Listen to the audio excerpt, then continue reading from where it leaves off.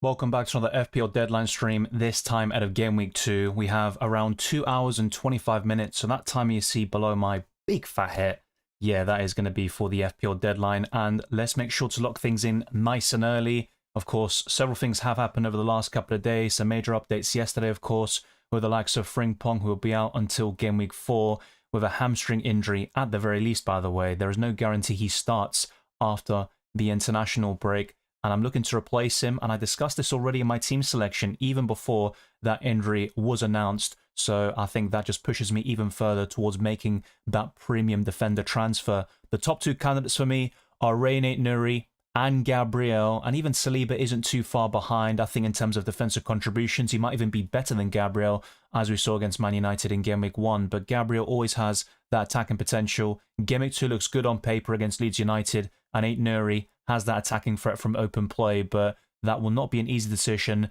and Marc Cucurella is out of the equation for me since I've got Robert Sanchez in goal and a triple up in Chelsea already. So I'm going to answer all your questions, show you different polls, graphics and stats so you're well prepared for the upcoming deadline, and also show you bits and bobs from my previous content, which includes top 10 captains, clean sheet odds, and much more. There are no changes from those podcasts, but in my predicted lineups, I have made one change from the video you saw yesterday. I think Dominic Szoboszlai will start right back for Liverpool, and he has done that a few times in friendlies and also in competitive games, so we could see that happen. And Gravenberch, of course, is back from suspension, and that will be a massive game, of course, on Monday night between Newcastle and Liverpool. There are some great games on the horizon, and early kickoff, of course, tomorrow will be Tottenham Hotspur with a trip to Manchester City as well.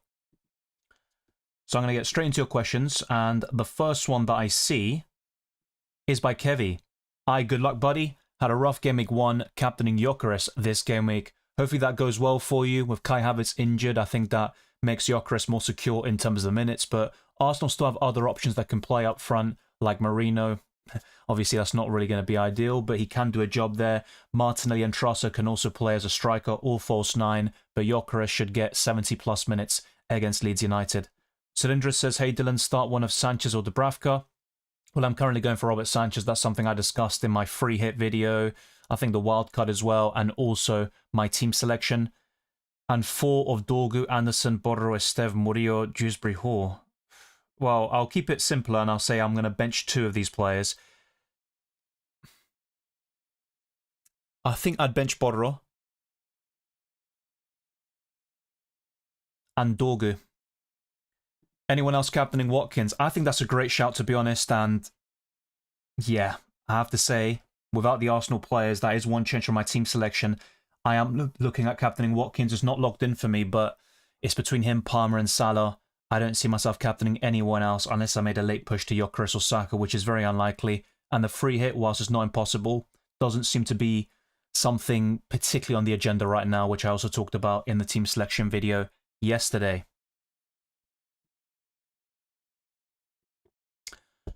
Cylindra says, and another one, Jesus, start 2 of Esteve, Borro, Diouf. That's kind of similar to the first one, right? And 1 of Jorginho, Dewsbury Hall. I'm going to say Esteve and Jorginho Rota, and captain who between Palmer, Watkins, Gyökeres. Very close one. In my captaincy rankings, I did have Palmer the highest of the 3, to be fair, but Palmer has been poor in 2025. That's the problem with that sort of thing, but yeah, you can't really split those 3 with the captaincy, in my opinion, but I'm going to say Palmer is probably the safest bet. Barrow says, Ivan Dye and Marlon, I'm going to play them this week, and then next week transfer them to King and Semenyo. Yeah, I think that's a fair shout, and Daniel Marlon could start in Game Week 2, but just don't expect him to be a consistent star for Aston Villa. I've always said that, and it's a shame because in pre-season he was looking really lively. Main team got 41 points, second team 58. Yeah, I saw a bit of criticism about that in some of the comment sections, you know, of the recent deadline stream, for example, about why do people have 2 teams. I mean, I can't speak for the people who do it, like yourself, Easy, but yeah, I think 1 team is already enough of a headache for me personally. Thank you, Kevy. This is a different intro song to the last one. I always try to change it up, but it's the same artist, so definitely check it out. The GOAT says, yo Dylan, which defenders should I play? I've got Munoz, Porro, Anderson, Agbadu, and Estev, and also Searles or Sanchez. So from those players, I'd look to bench Agbadu. I'm fine starting the other three, even though Porro's chance of a clean sheet are quite slim. And to be honest, I'd start Estev over Porro. So if you're starting only 3 defenders, I still think I'd go for Porro over Anderson, to be fair. So yeah, I'd go for Munoz, Porro, and Estev. And in goal, close one, I'd lean towards Robert Sanchez at the moment.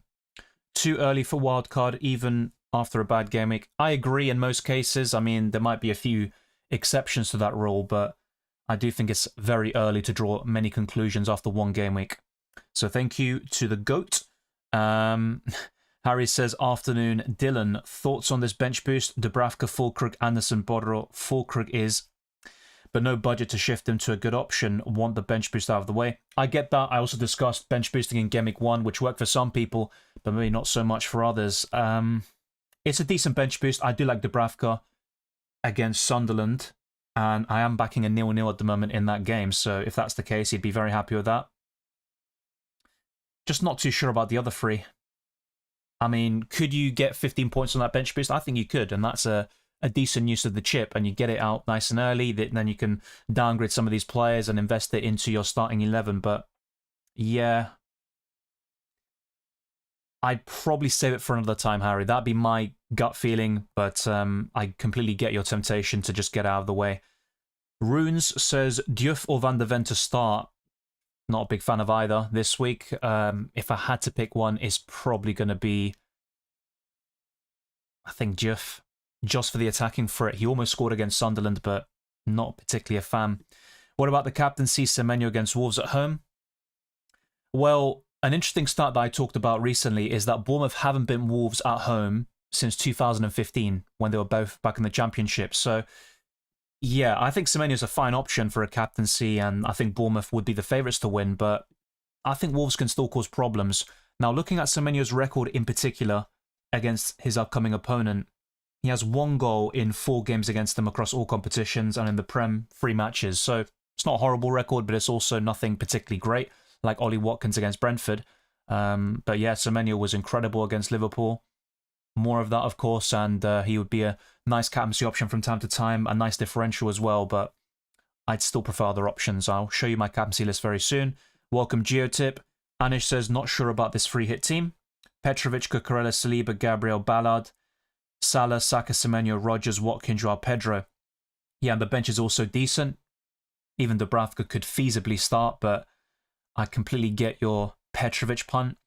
Another Bournemouth defender I like the look of is Truffer, the left back. He was really impressive against Liverpool. In terms of things I'd change in your squad, potentially Joao Pedro, who has never scored against West Ham in his career. I'm not saying he's not going to do it tonight, and for my FPL points' sake anyway, I'd hope he does so, but yeah, I do like the rest of your starting 11, I have to say that, and the double up in Villa offensively looks really enticing. That's something I talked about in my free hit video, so overall, not many complaints, but yeah, I just reconsider Joao Pedro potentially, but then at that price and below, he's still probably the best forward in Game Week 2 on paper. Diaz says, hiya Dylan, thoughts on Gakpo to Gordon? I'll be doing the move next week, but considering I think Newcastle could do Liverpool, thoughts on going a week early? Yeah, I think Gordon's a nice punt against Liverpool. I'm backing a high-scoring draw. Now, if there were to be a winner, Liverpool are the favourites. I'm not going to deny that. But yeah, Anthony Gordon could do something similar to what Semenyo did last week. But ironically, you'd probably prefer Gordon as a winger, especially on the left-hand side compared to up front. And I think if Isak was there, for example, or a quality striker like Visser, I think Gordon would be even better in Game Week 2. But yeah, that's definitely something worth thinking about. I'd probably keep Gakpo personally, but since you're looking to go for Gordon to target those Leeds and Wolves fixtures, I believe, in the next 2, just after Liverpool, and you also have a feeling that Newcastle could get a result on Monday night, it's not a bad punt whatsoever. He also had the most shots of any player in Game Week 1, so there is certainly a debate to go for Anthony Gordon as the best Newcastle asset. Cucurella or Gabriel, it's a close one. Cucurella has the advantage with the fixtures, but I still think Arsenal are more solid defensively. I'd go for Gabriel, but there's not much in it. Captain Saka or Haaland? I do rank Saka higher, to be honest, and my prediction for Haaland is probably to score a goal, get a few bonus points. We'll see if he does more than that. He certainly can against Tottenham, but I think it will be a high-scoring game. City might shade it, but I don't think Erling Haaland will have as big of a return as he did against Wolves. We'll see how that ages. LLJ says, Anish, I don't think Rhea will play for us against Newcastle. Doubt Slut will even use him as a sub. Yeah, that's true. He was on the bench, of course, on that free hit. I didn't really pay too much attention to that because he's on your bench. He's not going to come on for you. But yeah, you'd rather go for Josh King, I think, at 4.5 million if you want that sort of midfielder. Venom says, good to see you, Dylan. Been a long, long while. Hope you're well and fine. Thoughts about the Eze signing, not FPL-wise. I did reference it briefly in my Predicted Lineups podcast yesterday. I think it's a great signing for Arsenal, and whilst he might not get the goals and assists that you might be hoping for in Fantasy Premier League, I think he'll offer Arsenal something different with goals outside the box, which Arsenal severely lack. He can also take set pieces, and he's got that X factor about him, and he's a ball carrier, which Arsenal definitely lack. So it could be a game-changing signing in terms of the title race. It certainly gives Arsenal fans more confidence anyway, and the vibes are suddenly a lot different because it's also the manner of the way the transfer happened. You know, it looked like it was going to go to Tottenham Hotspur, and Arsenal have denied them a great signing. I think Eze would have sorted a lot of problems at Spurs as well. Barav says, Ivan Dye and Marlon, I'm going to play them this week. I think I did highlight your message anyway, so thank you very much. João Morales says, hi Dylan, Reinders, Kudus and Rutter, who do I bench? Very difficult one. That is a bench selection headache or a team selection headache if you've ever had one. I'd be tempted to bench Kudus personally. He has scored at the Etihad before, during his time at West Ham, and of course the 2 assists in Gameweek 1. It does seem a little bit of a risky one. He's also the most template, or the second most template of those 3, but I would bench Kudus at the moment. Fingon says, will Gio start? No, I don't think so, especially with Isidore and Mayenda scoring. Yeah, I think Gio is third in the pecking order right now. I have Van der Ven and Rodon on the bench if Gio doesn't play/start. The problem with Gio, though, is if you start him, he might come on for a one-pointer, but I get it. The fixture is certainly there, and if Gio does get considerable minutes, he's a decent option at 4.5 million, but I wouldn't hold your breath. Rodon and Van der Ven, I mean, they're just backup options if needed. They can give you 1 or 2 points, maybe Defcon in one of those cases, but I don't expect a clean sheet for Spurs or Leeds United. And hopefully that is actually true by the end of the weekend. FPL Glory says, stick with Rutter or switch to Reinders. I'd stick with Rutter right now, and as discussed in my Transits podcast earlier in the week, I think the best time to buy Reinders is Gameweek 3. Geotip says, Joao Pedro to Gyökeres and Bruno to Semenyo for a -4. No, not for me. I do like the transfers in, but not for a -4 hit. Who to bring in for Aaron Wan-Bissaka? This is one of the issues at the moment that I'm finding with my own team. So in my team selection video yesterday, I discussed Chris Richards and Matty Cash as my Konsa replacements. So I think those two would certainly apply in your situation. I wouldn't go for Van der Ven facing Man City away this week. Of course, Ezri Konsa is suspended, and long-term he's still my favourite at this price point. Ballard is 4.6 million, so he's just out of your reach, I believe, unless you've got 0.5 in the bank or something like that. I'd probably stick with one of Richards, Cash, or Joachim Andersen. My favourite at the moment is Matty Cash. Start one of Anderson or Aina, says FPL Glory. Aina. Start Porro or Diouf? Porro. Porro? Yeah, I think it's a bit different in the case of Porro. So with Van der Ven, he can get Defcon, but yeah, I think what kind of leans me towards Porro is the attacking potential from open play, and he's got the set pieces as well. Hi Dylan, should I sell Wirtz to Semenyo or Gakpo or just stick? I'd stick with him for now. I saw some people debating him being benched and stuff like that. I think he'll personally start, and I'll show you the predicted lineups one more time. But yeah, you definitely want to give him a few more weeks, and by the time you get to Gameweek 5, if he hasn't returned by that point, that'd be very concerning because you also have Burnley away in the next 3. But I think the best thing to do with Wirtz is keep him right now. Hey Dylan, should I give Fulkrug another go or start Reinders instead? Fulkrug had a good preseason, let's not forget that, and one bad game by West Ham in general doesn't mean that Fulkrug is a complete avoid and a must sell, but I would start Reinders this week. Will Saliba play 90 minutes? If yes, then captaining him?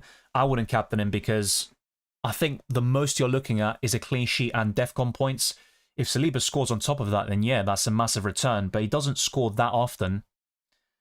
I can just see I can see him scoring now. But yeah, I think with Saliba, he's not someone you captain. He's just a reliable premium defender who can get a few DEFCON points over the course of the season, and the bulk of those returns will be from clean sheets. So I wouldn't captain him, no.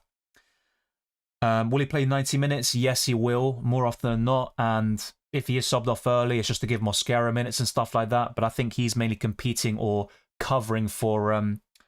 well, he'd be covering for Saliba, to be fair, Mosquera. He is right-footed. Kiwior's the left-footed centre-back. But Mosquera can play on both sides as well. You've got Calafiori who can tuck in as a left centre-back. Timber and White can also play there. But yeah, Saliba will play 90 minutes if he starts. Northern says thoughts on 4 at the back on Wildcard 2 to enable Arsenal attackers. It does depend a lot on the personnel. But if you're looking at defenders like Cucurella, Munoz or Lacroix, Gabriel, Saliba, Ait-Nouri, so some of those defenders, then that looks really solid. Just be very mindful about what that means for the rest of your team, and are you going cheap in the midfield or forward line to compensate? Now, if you go 4 at the back, that doesn't mean you have to go for 4 premiums. You might go for a 4-point Fabian option, but yeah, it does depend a lot on the players you're investing in. Harry says, thanks, mate. I honestly would be happy with 2 returns. Yeah, I get that. I mean, even 10 plus points. There's not like, oh, you got 14 points, you're 1 point off a good bench boost. No, I don't really think of it that way. But ideally, you'd get, I'd say, 15 plus. That's the way I always look at it. Just a personal take there. And ultimately, the bench boost is quite overrated anyway. Dominic199 says Dubravka or Sanchez. So that was asked before, and it's something I discussed in my team selection. I'm going for Sanchez at the moment. Does it make sense based on my predictions? Probably not, because I did go for 0-0 in the Burnley game and 3-1 Chelsea for tonight. So it's something I'm open to maybe changing. I'm not going to lie to you there, but yeah, Chelsea are more reliable defensively, and West Ham look poor in Game Week 1. And thank you very much. As he says, smash the like, everyone. It costs nothing and goes a long way to supporting the channel. Gonzalo Farina says, would you play Anderson and guarantee DEFCON or take the risk in Diouf? Well, Diouf is more exciting. He's got the attacking threat. He almost scored in Game Week 1, but I'd start Anderson. My prediction for the United game is 1-0 to the Red Devils, but it could easily be the other way around. And if that's the case, you could be looking at a very healthy return by Joachim Anderson. I think he's more likely to return than Diouf. Let's put it that way. Tuan says, hi Dylan, Pedro Porro, Wan-Bissaka, Cucurella, Reinildo, bench 1. Wan-Bissaka on the bench for me. Unpredictable results will happen this game week. We always get a bit of a surprise. There might be a few game weeks where it's kind of boring and all the favourites win, but yeah, football is full of surprises and you can never rule anyone out in this game. Vice Captain, Wood or Palmer? I prefer Palmer over Chris Wood this week. Welcome, thank you very much. I don't want to butcher your name, but I'm guessing you're from Greece, and I do appreciate your comment. Thank you very much. Would you pick Saka or Gyökeres? Saka for me, but Gyökeres should be on penalties, as reported by several sources, and Arteta said that Gyökeres is the best penalty taker at the club. So the first super chat in the building is by Anish. Have 8.5 million. Should I go for Ekitike or Wood in place of João Pedro? Well, you can't afford Ekitike because he costs 8.6 now. So unless you've got a bit extra in the bank, yeah, you're pretty much limited to Chris Wood anyway, unfortunately. But for Game Week 2, I mean, Ekitike and Wood are certainly capable of returning, but I'm less keen on them this week than I would have been for Game Week 1. Let's put it that way. I'd pick Chris Wood anyway in your situation based on the funds you have available, but let me know if you somehow have enough money to go for Ekitike. Thomas000 says Ivanoson or João Pedro. I think for this week, I'd take a punt on Ivanoson. That's certainly not a bad idea. Do I go for double Burnley defence with Esteve and Dubravka or start Kelleher? I'd start double Burnley defence, to be honest. Salah says double Forest defence or 1 Forest, 1 Burnley. 1 Burnley, 1 Forest for me. Gyökeres to Watkins, what are your thoughts? I'd keep what you have. So if you have Gyökeres, his minutes are more secure now. He's facing Leeds at home. I don't see a reason to sell. And in the case of Watkins, I've been very consistent all week. I think selling him would be a massive mistake. He's got the record against Brentford. The Bees were terrible in Game Week 1. And Watkins had a great pre-season. So yeah, I think it would be a mistake. Who is the best to captain this week? Watkins or Salah? Well, in my captaincy rankings, I'm not going to lie to you, I did put Salah higher, I'm just looking to potentially take a punt on Watkins based on his record.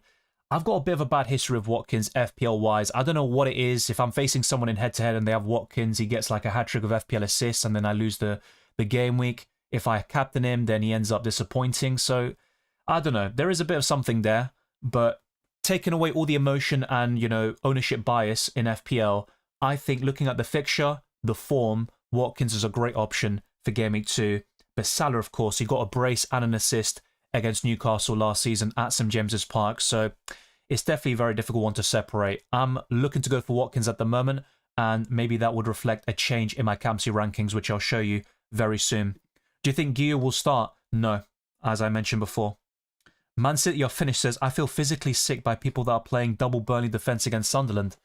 Well, if you think that's such a terrible idea, then just be happy that others are doing it and they'll potentially lose out on points. But yeah, that was one of my issues with picking Dubravka and Estev in my 50-man squad. I never liked the look of double Burnley defence despite their great record last season in the Championship. So I'm quite happy I went for Anilo Mandava in retrospect, but it is early days. Maybe Sunderland lose 2-0 in Game Week 2 and then suddenly they look like a terrible team that will go down. Let's wait and see.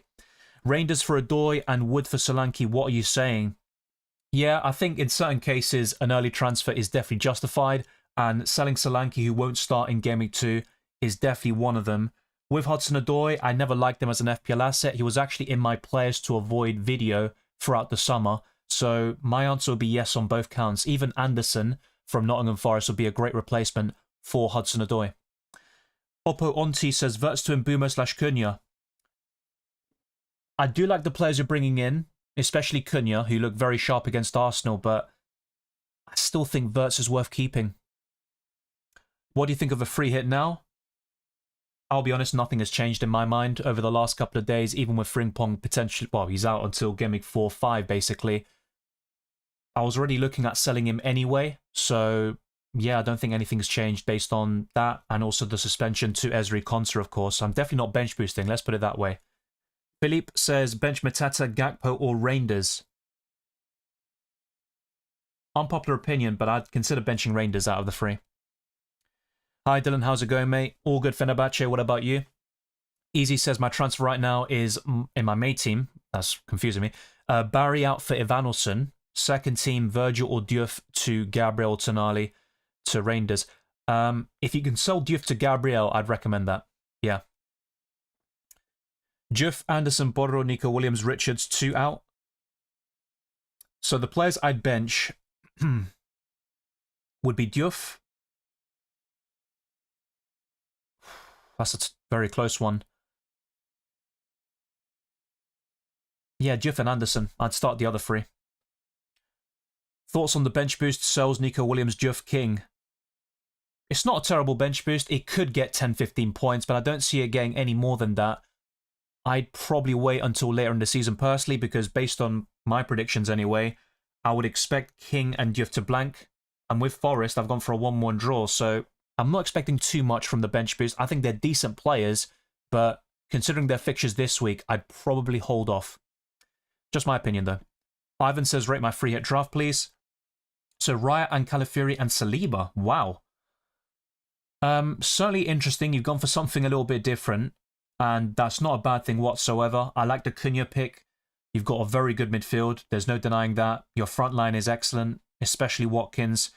You've got the best goalkeeper in isolation for Game Week 2, and you're going about it in a different way. Now, if I was on the free hit, I'd recommend one Arsenal attacker at least. Whether it's Saka or Gyökeres is up to you, but that's just my opinion. I'd rate it a solid 7, maybe 8 out of 10. I do like the idea of doubling or tripling up on Arsenal defensively, but I would still recommend one midfielder or attacker, especially one of Saka or Gyökeres, of course. Have one of Haaland or Salah on the wildcard. Well, I discussed this in my wildcard video recently, and Haaland was the kind of highlighted one, but it's not to say that Salah should be binned and that Haaland is definitely the better option because it's only one game week. I also think Man City are the favourites to win the Premier League, which also plays a part, and maybe I should have started the season with him, but yeah, ultimately, having both of them is possible, but it does cause some compromises elsewhere, and choosing between the two right now, I think Erling Haaland has the edge, especially over the next 2 game weeks, but there is no clear winner right now. Welcome, Beardy, good to see you. Bowen to Joao Pedro. Not a terrible idea, but I'd keep Jared Byrne for now. Hope your week's been good, Dylan, says Harrison James. Start Sells and Murillo, or Dubravka and Richards have Estev, or Sells, Richards and Murillo. Yeah, very good idea. I think the way I'd go about it... Oh, yeah, so you've got Estev already. And then it's about, do you double on Forest or Burnley defensively? That is a good question. I mean, normally it'd be no hesitation. I'd say Forest all day long. The Gameweek 2, it might be a little bit different. I have gone for a 0-0 in the Burnley game, which could be a completely terrible prediction, but I'm going to say go for Estev and Dubravka at this moment in time. Yeah. And you can also start Richards and Murillo, but that'd be my gut feeling at the moment. I'm not so sure about Tavernier. He might do well against Wolves in Gameweek 2, but long term, I think there are better options. That's the way I look at it. Should I bench boost? I have Dubravka, Tosin, Borro, and Dewsbury Hall. I don't think so. I mean, Tosin was unavailable in Gameweek 1. There's no guarantee he gets back into the lineup straight away. I think Dubravka is absolutely fine on the bench boost, and he could be the best of the lot. Borro has the attacking potential, and Dewsbury Hall is decent at 5 million, so it's really just Tosin that lets it down, in my opinion. Frimpong injured forced me to bring Gabriel in. I'd say that's for the best. Yeah, Nuri is a close consideration for me. I haven't made the transfer yet, as you can well see, and some of you might even argue, just start Borro basically and roll the transfer. But I've already got Konsa and Frimpong out, and even though I could potentially miss Frimpong and his returns against Burnley and all these promising fixtures afterwards, there's no guarantee he gets straight back into the lineup. And yeah, I'm quite happy to buy a Gabriel or a Nuri to replace him. Low key, back in 0-0 in the Forest game too. Yeah, in that sort of scenario, if you're really confident about it, go for the Forest ones because they're more reliable than Sunderland, that's for sure, and also Burnley in your case. So, yeah, I think that's definitely reasonable. I've gone for 1-1. I don't know what it is, but I always seem to predict 1-1 for Forest. I'm going to try to, I don't know, take that into account for future predictions, but I really think this one against Palace will be a 1-1. 0-0 is also possible, of course. Ivanoson or Wood for Solanke? Long term, it would be Chris Wood, to be fair. I wasn't really feeling him at all in Gameweek 1, no pun intended. But yeah, he scored the brace, and fair play to him. I mean, he's still inevitable. He had a poor end to last season, only 1 goal in the summer, but he found a way to get the job done. Who are your top 3 players to captain this week? Well, essentially it's Saka, Salah, and Haaland, basically. I think Palmer's also up there, and I did put Salah 4th, I believe. So I'm going to show you the captaincy list later. It is subject to change, and I might even commentate over it and explain any possible changes, which might even be Ollie Watkins up front as well. So I think those 5 are the clear standouts. Gyökeres is also decent with the fixture in mind. Thank you, by the way, to Keith for moderating the chat. Any spamming, of course, won't be tolerated, and any repeat questions may be skipped. So bear that in mind. Let's see what else we've got in the building, but I do appreciate all the comments coming in. Be sure to like this video, subscribe, all that good stuff. Share this video around with those that love FPL and UCL Fantasy. The Champions League will return very soon, and the same goes for my content for that fantasy format as well. And check all the links in the description for my Patreon and the Championships. So just type in patreon.com/FPL Dylan if you want early access to my videos, also priority reply to comments, and many other perks. There's also the memberships on YouTube by clicking the join button. There's the FPL and FPL Challenge Leagues, Spotify, and much more. So have a look there. And with the Discord server, by the way, every single price rise, injury, suspension, lineup, goal, assist, bonus point is all reflected in the Discord server on the dot. So make sure to join in, and you'll always be up to date with everything you need to know for FPL. But I'm also going to go through some different screens. And first off, I'm going to talk about the league. Of course, I did reference it just now. There is a link, which makes it even easier. But the code is WFF0U7. And in most of my graphics, you'll also see that league code. So it's very easy to join my FPL league. And let's go to the FDR, the fixture difficulty rating. And Aston Villa are top until Gameweek 7. Bournemouth are second. Man United, Newcastle, and Everton are in the top 5. And Arsenal have gone up to 10th place. And of course, they have a nice fixture swing starting from Gameweek 7. The bottom 5 teams, though, are Brighton, West Ham, Liverpool, Burnley, and Chelsea, which did surprise me, to be honest. With the predicted points, Salah is top with 7.2, only narrowly ahead of his arch rival in FPL, Erling Haaland. Saka is 3rd, and to be honest, he's technically joined 2nd with Haaland. Gyökeres is 4th, and Palmer is in 5th. Then we've got Semenyo, Gabriel, Bruno Fernandes, Watkins, Mateta. Fantasy Football Hub are very bullish on Gabriel. The expected points for a centre-back is incredible at 5.8. He is the most likely replacement for me in terms of Frimpong. Of course, he's injured until Game Week 4 to 5 at the very least. And what I'm going to do as well is show you this tool where you can pick and rate your team, and it will also give you suggestions for transfers. So if I just optimize my current team now, so that's what they recommend, a 3-5-2 at the moment. And if I go to the transfer section, they might even recommend a move here. The team rating is 93%, the Game Week rating is 86, and the predicted points is just under 60. But I could easily make that even higher by buying one of Aït-Nouri or Gabriel, and their recommendation is Aït-Nouri actually, even though his expected points in Game Week 2 is only 4.7 compared to Gabriel's 5.8. You can also see replacements and stuff like that whenever you click on a player. So if I try to remove Frimpong here, it will say AI transfer suggestions. Virgil van Dijk, Gabriel, and Munoz are the top 3 recommendations in this section anyway. But longer term, it seems they do favour Aït-Nouri, at least if he can nail down a spot on that left-hand side. He should be first choice, but Gavadio is back in training, which could make things a little bit interesting there. So with Gabriel in, let's see how the expected points and the percentages change a little bit. Let's put Gabriel in, and then all of a sudden, team rating is 94% now, and the Game Week rating is 4% higher. Predicted points as well, 62.3 now, according to Fantasy Football Hub. Let's also have a look at the potential price changes, and it's worth refreshing every now and then. Not every single second though, of course, but Haaland, Kudus, Reinders, Semenyo, Calafiori, and Saliba could all go up in price tonight. I mean, that's an interesting one. Maybe that will push some people to go to Saliba, whose ownership is lower than Gabriel. He got the DEFCON points, of course, in Game Week 1, so that could be something else to look at. With the price falls, though, Frimpong is going down, and he's going to be sold from my FPL team in the next hour or so. Welbeck, Lewis Hall, Mundell, Madison, Fulkrug, Foden, Danso, Indai, and Tosin could all go down as well. The same goes for Kilman, Sinistera, Harrison, also Marino, Havertz, and Paulinho. There is also a Newcastle player here. I'm not even sure why he's in FPL teams anyway, but there you go. I mean, he's a cheap midfielder, I guess. But one thing I was looking at, if I go back to... I know what, I'll do that later. Let's go through the polls first, then I'm going to show you some possible alterations where I could even take a -4 hit this week or make one transfer now and then one after the deadline, so that would be for Game Week 3 anyway. So one poll I put out is about the best defender to replace Frimpong. I didn't include Cucurella. Of course, he'd be right up there in terms of the best replacements. So Aït-Nouri is top with 41%, Gabriel is second with 27%, Munoz is third, and Van Dijk is last. In terms of your plan for Game Week 2, rolling the transfers, wildcard and free hit, well, that is essentially the order of proceedings. Yeah, the chips are kind of neck and neck, but not that many people are using these boosters despite having double the amount this season. And the last poll is about the captaincy. So let's refresh and see what the votes are saying. So Salah is top with 36%, Haaland is second, Palmer is in last place because Saka is in third, and I'm guessing Watkins will be some of the outside shouts. If you look at the comment section, in Victor we trust.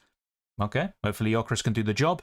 And I'm tempted to go for Semenyo against Wolves. So some interesting comments in there. Make sure to put your feelings there in the comment section and also vote to all the polls I put out on my channel. So let's have a look at the stats. And right now we've got Erling Haaland and Mohamed Salah. So these are the two big hitters, the most expensive players in the game. And after Game Week 1, Haaland has so far taken the lead with double the number of shots. The same goes for shots in the box. The XG as well is significantly higher at 2.01 and 3 big chances to Salah's 0, but the Egyptian still walked away with a decent 8-pointer with that last gasp sealer and winner against Bournemouth. But the creativity will always be in Salah's court. 1 big chance created, 2 key passes, whilst Haaland has 0 for both of them. And ultimately, that discussion will always continue with the 2 best options in recent years for Fantasy Premier League. I'm also going to go to fpl.team, and this would be a kind of rough free hit draft at the moment with Petrovic, Gabriel, Munoz, Nico Williams, Saka, Bruno Fernandes, Palmer, Semenyo, Gyökeres, Watkins and Joao Pedro, but there is no Erling Haaland here, and you might even want to make 1 or 2 alterations, so go for Morgan Rogers in the midfield, or Ivanosen up front, and displace Joao Pedro here. The bench is also looking decent with Dubravka, Reinildo, Dewsbury Hall, and Esteve, and if you could combine 2 boosters in one game week, you probably would be tempted to do that with a free hit and bench boost, because that looks like a very solid bench in my opinion, but yeah, you can't do that, just for those that have been asking in recent days. And this would be my Gameweek free team, but of course, surely by that stage, Frimpong is out of my squad already. That would cause some problems. What I want to show you here, though, is an alternative. So instead of going for Gabriel, Saliba, or Aït-Nouri, I could downgrade Frimpong to a cheaper defender, like Daniel Munoz, and then use that money to upgrade Ndiaye to Rogers tonight, or even before the deadline, and take a -4 hit. So that is something that is crossing my mind right now. And of course, I'd have the exact funds to do this. And very soon I'll put out a poll. And within the next hour or so, I'll be locking in my team, because you don't want to leave this until the last minute. And I will get back to this after the deadline. And if we hit a super chat goal, this will be even longer, probably exceeding 3 hours as we did for the Gameweek 1 deadline stream. But I've currently got Raya in goal for FPL Challenge, Ballard in defence with Salah and Palmer in the midfield, Watkins and Haaland up front, and Watkins is my captain here, but if I decide to captain him in FPL, I think I'd change it to probably Haaland or Salah in this case, to go for something a little bit different and see if I can get some points in one of these fantasy formats. But there is a link in the description below to my FPL Challenge League, and the code is HWWQV4. And of course, you can see the FPL League as well, just above it on the left-hand corner of your screen. So I'm going to go back to my FPL team for now, and very soon I'll show you the top 10 captaincy options and stuff like that. Those graphics will be showcased once more, and you can offer your thoughts in the live chat as always. Yeah, Saka captain, what do you reckon? He was top of my rankings, so I'm quite bullish on that. Munoz underrated. Yeah, he did get 8 defensive contributions, so just too shy of the 10 necessary to get those additional points, but Munoz is really there for the goal and assist threat.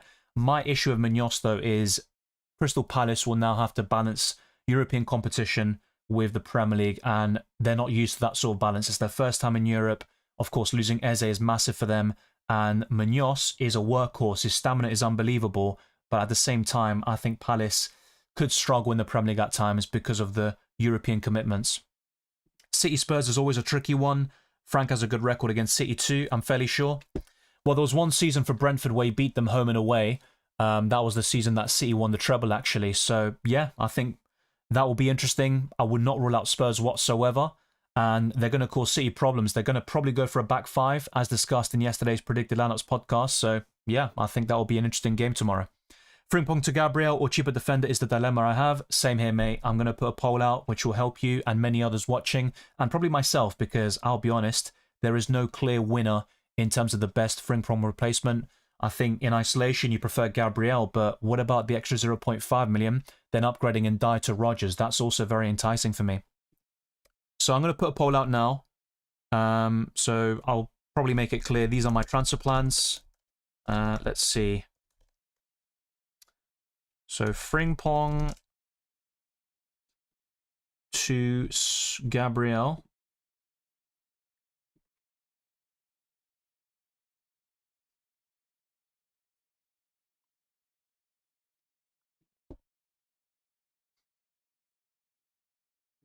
Okay. So right now we do have, let's see, yeah, we've got 200 people watching. Let's get the likes up to 100 plus to start with, and then by the end we're aiming to get to 200 likes overall. It'd be greatly appreciated, and stay tuned for the reaction stream.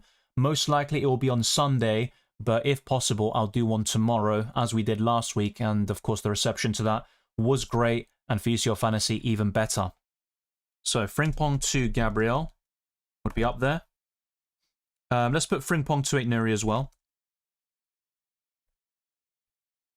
And then we're going to put, yeah, the -4 transfer. I actually do like the look of it, to be honest.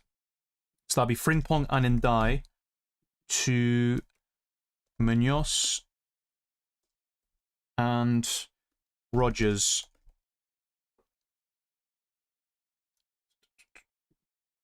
And the last one, yeah, we'll put Saliba in there. Why not? Let's put Saliba.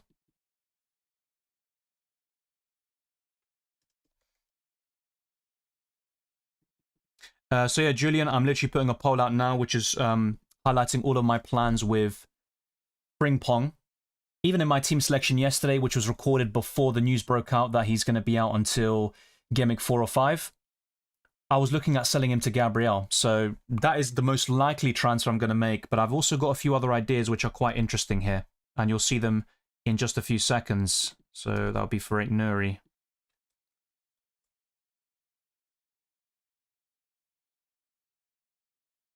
And let's get an Enya for Munoz. I am a bit OCD when it comes to Spanish, so yeah, let's... You'll see what I mean when I actually put the poll out.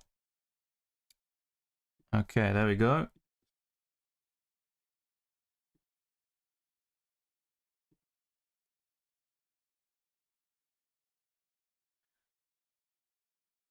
All right, so the poll is set. Make sure to cast your vote and also offer your thoughts in the live chat, as always. Start Borro or Anderson or Romero? Borro. I think Cucurella is fine, but he's not in my thoughts at the moment because I've got triple up in Chelsea anyway. My kid just starting this week. Is this a good catch-up, says Danny. Sanchez, Ballard, Munoz, Esteve, Anderson, Salah, Reinders, Semenyo, Mateta, Watkins, Haaland, Dubravka, Dorgu, Van der Ven, and King on the bench. I think that's a very good team, to be fair. Even the likes of King as a fifth midfielder, if you're going for that sort of 4-point Fallion option, he's probably the best one at the moment. So, yeah, I do like the look of it. I'm not a massive fan of Ballard in the long term, and I did talk about skipping him. But in Game Week 2, I think a return is possible against Burnley. So, yeah, there's a lot to like here. There really is. But just be a bit careful about having Esteve and Ballard in your defensive line and starting them week in, week out, or at least every 2 or 3 weeks, because I wouldn't trust Burnley or Sunderland defensively in the Premier League. But apart from that, I think the rest is looking very strong. Would you bench boost with Dubravka, Esteve, Ismail Assar, and Diouf? I'd be very tempted, to be fair. I would be. The Forest Palace game will likely be low scoring, but Ismail Assar does have that capability of scoring against the best teams in the country. And Dubravka and Esteve are decent options in Game Week 2. I'm going for a 0-0 at the moment. It looks like it, Twisted Parky. I don't think Saliba's great for DEFCON, though, which is quite surprising. When I looked at their defensive actions last season, I don't think they would have scored that many, but Saliba was on top, of course. Gabriel will get more goals, and in terms of bonus points, that would also be quite close. I think Saliba has the edge without goal contributions in mind, and I think DEFCON also would add to that sort of disparity between them. But yeah, Saliba could also go up in price tonight, and that makes him very decent. So Nuri is currently the top pick right now, but if you're also thinking about it, so Gabriel's 30% of the votes and Saliba 10, so 40% are recommending an Arsenal defender to replace Frimpong. So yeah, that also plays a part. The Munoz and Rodgers transfers in for Frimpong and Ndai have 25% of the votes, so that's a very evenly balanced poll right now, and it does reflect my kind of state of mind at the moment. What about Kudus for Ndai? I do like Kudus, and I wouldn't even mind buying him in for this week. Especially in the long term, I think Kudus would be the one. That was a mistake of mine with my Game Week 1 team selection, that's for sure. It is slightly risky to captain Watkins, I think, James, but his record is brilliant, and he's a reliable player. With the captaincy, it's a little bit different. I think you always stick with one of Haaland, Palmer, or Salah if possible, but I think Watkins is definitely a shout this week. Would you bench boost? Yeah, sorry, that's covered. Try not to spam, please. Goldhead says, want to move away from Salah captaincy, and I'm looking at Watkins right now. Palmer maybe, but he doesn't fill me with confidence. Well, Palmer also had a blank in Game Week 1 last year against Man City.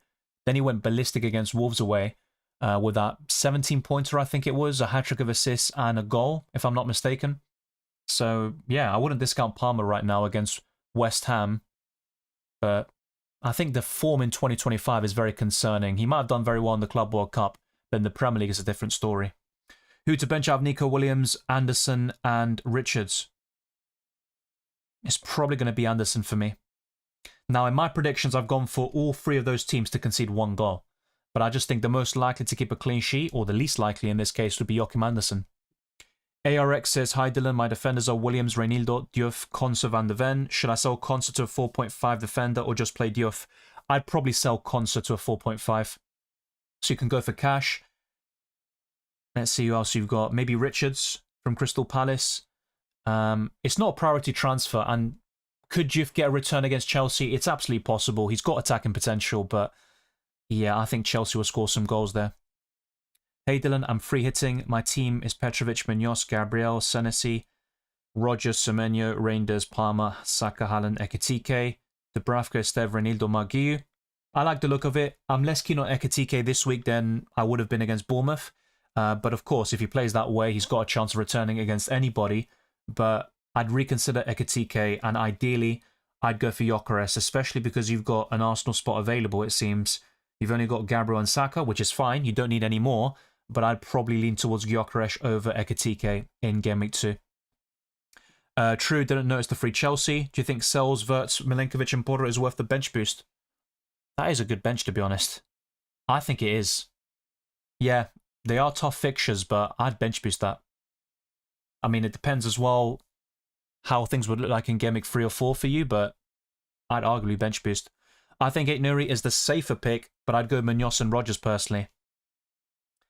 Yeah, it's an interesting one because with Man City, you just never know. Aït-Nouri might be safe for the next 2-3 weeks, and then suddenly he's benched out of nowhere, but he is the first choice left back, and Gvardiol has played a lot as a central defender in recent game weeks, of course, dating back to last season. So, yeah, I think it's definitely one to look at. But I also don't like Man City's fixtures in terms of clean sheets. I don't think they'll keep that many, actually, over the next 4. But very solid performance against Wolves, and they are the favourites, I think, for me, to win the Premier League. Semenyo for Rogers, I'd keep what you have, mate. I had a super crappy start. Yeah, I can feel that. I normally have a very strong start in Game Week 1 and 2, but that wasn't really the case this time round. What about Reinders for Ndai? Long term, that's a good transfer. I did say before, Reinders is a great purchase in Game Week 3. I'm less keen against Tottenham. That's just the gut feeling I've got. But ultimately, I think that's worth doing. Frimpong to Calafiori will do well. I wouldn't go for Calafiori because he gets injured way too often. I like him as a player. He is also, from open play, the best finisher amongst those Arsenal defenders, and he can score fantastic goals. But yeah, his injury record is very unreliable, and Lewis Skelly can also get plenty of game time on the left, so I wouldn't recommend that personally. Mr. Parky says Dubravka sells Esteve, Dewsbury Hall, Borja Murillo. Which keeper and player would you bench? Very close one, but this week I would go for Dubravka in goal, Murillo, Esteve. That's Dewsbury Hall as well, right? So yeah, I bench Sells and I think Dewsbury Hall at the moment. Start 2 or Fulkrug, Pedro Porro, Aït-Nouri. I'd bench Fulkrug right now and start the other 2. Buy Burn or Livramento instead of Frimpong to prepare for Game Week 3, and then upgrade and die to Gordon in Game Week 3. That's a good idea. I like the look of that. Now, Newcastle weren't great in pre-season, but their performance against Aston Villa was very encouraging. To limit Aston Villa to 0 shots in the first half is something I never expected. So, yeah, I like the look of that. Between Burn and Livramento, I'd lean towards Livramento. With the signing of Chow, I think he could start central defence, and you've also got Botman on the bench as well. Livramento, of course, won't start every single game, but he is the first choice right back, and he can also fill in on the left as he did against Aston Villa. Free hit, I showed you one just a few minutes ago, and it was covered in a free hit video, so make sure to check that out. Rutter to Reinders, I'd keep Rutter for now, but Reinders is a very enticing option, so I don't really mind buying him, but in Game Week 2, I prefer Jorginho Rutter. Akanji might be off to Fenerbahce too. Yeah, even though he, I don't know, seems to take issue with Fabrizio Romano for saying that, but it looks like it could happen. Captain Haaland or Watkins, that's a very close one. So in my original captaincy rankings, I had Haaland second, I believe, and Watkins was 6th. That's something I'd probably reconsider at the moment, but yeah, it's probably Haaland, not by much though. Who would you captain between Gyökeres, Haaland and Palmer? Probably Haaland. I think he's the most likely to guarantee you a return. That's the way I look at him. Could Palmer and Gyökeres' ceilings be higher this week? I think it's possible, but yeah, Haaland's the safer bet. Best wildcard after international break, Game Week 4 or 5. A lot is team dependent to be fair, but I would lean towards Game Week 4. Hey Dylan, who to captain, Palmer or Salah? Also was thinking of taking out Palmer for Saka and making him captain. Okay, so we're getting a lot of captaincy questions. I think it's probably worth going through those things now. Would I sell Palmer to Saka? Probably not, to be honest, because in Game Week 3, 5, and arguably even 4, I think Palmer looks more enticing than Saka, especially from a captaincy perspective. So next up, I'm going to go to the team selection graphics, and this will show you how I did in Game Week 1, also prices, predicted points, and also my most likely transfer, which I discussed in that team selection video yesterday. And very soon, I'll be showing you the Game Week analysis with the team weaknesses, heat map, recommended player, clean sheet odds, and the top 10 captaincy options, which is such a popular question this week. So the only real changes, of course, is that Frimpong is now red flagged, and he wasn't when I recorded that video yesterday. And I was looking at Cole Palmer as my captain early on in the week, but I've been kind of deviating between him, Salah, and Ollie Watkins in recent days, and that's something I need to also finalise before the deadline today. So Frimpong to Gabriel is the most likely transfer, but if you look at my poll, that will also show you different ideas. I'm not looking at Konsa out to Richards or Cash right now because Frimpong is the priority to sell. Konsa will be back even sooner, and he's also cheaper than Frimpong, so my options are more limited if I decide to sell the England centre-back. So Robert Sanchez in goal over Dubravka isn't settled in. I might even reconsider that, but at the moment I'm going for Sanchez. Gabriel could be a great acquisition to my defensive line. Murillo and Renildo is also looking solid. A midfield 5, of course, of Salah, Gakpo, Reinders, Palmer, and Ndai. Watkins and Joao Pedro up front is decent. And on the bench, I've got Dubravka, also Pedro Porro, Mark Guiu, and the suspended Ezri Konsa. With the captaincy, Watkins does take the armband at the moment, but that wasn't the case in my team selection yesterday when I discussed Palmer versus Salah for the captaincy, but I also highlighted Watkins as a potential alternative as well. So the expected points are quite high for all of these players, especially Gabriel, which I talked about yesterday, but let's talk about now the other things before wrapping up. There's also my scoreline predictions here, which I highlighted in my lineups video yesterday. West Ham 1, Chelsea 3, Man City 3, Tottenham 2, Bournemouth 2, Wolves 2, might be a controversial opinion, Brentford 1, Aston Villa 2, Burnley 0, Sunderland 0, Arsenal 2, Leeds United 0, Crystal Palace 1, Nottingham Forest 1, Everton 1, Brighton 2, Fulham 0, Man United 1, and a 2-2 draw on Monday night between Newcastle and Liverpool. So the team weakness I want to highlight this week is by Brentford, and they concede so many chances in central areas. Dating back to last season, they were particularly shaky against Nottingham Forest, of course, last week, and Ollie Watkins is one of the best options up front and for the captaincy. Don't sell Ollie Watkins. That's my best piece of advice, I think, for the week, and we'll see how it goes. I mean, if he flops, then yeah, that would be just another chapter in my kind of FPL history with Ollie Watkins, but I'm very bullish about him this week. Now let's discuss the clean sheet odds. Arsenal are top, but only a 48% chance of keeping a clean sheet against Leeds. Man City are second, despite facing Tottenham Hotspur, and Burnley are in third, so benching Dubravka could be a massive mistake. Chelsea are fourth, and they share the same clean sheet percentage as Burnley, which doesn't make the Dubravka versus Sanchez question any easier.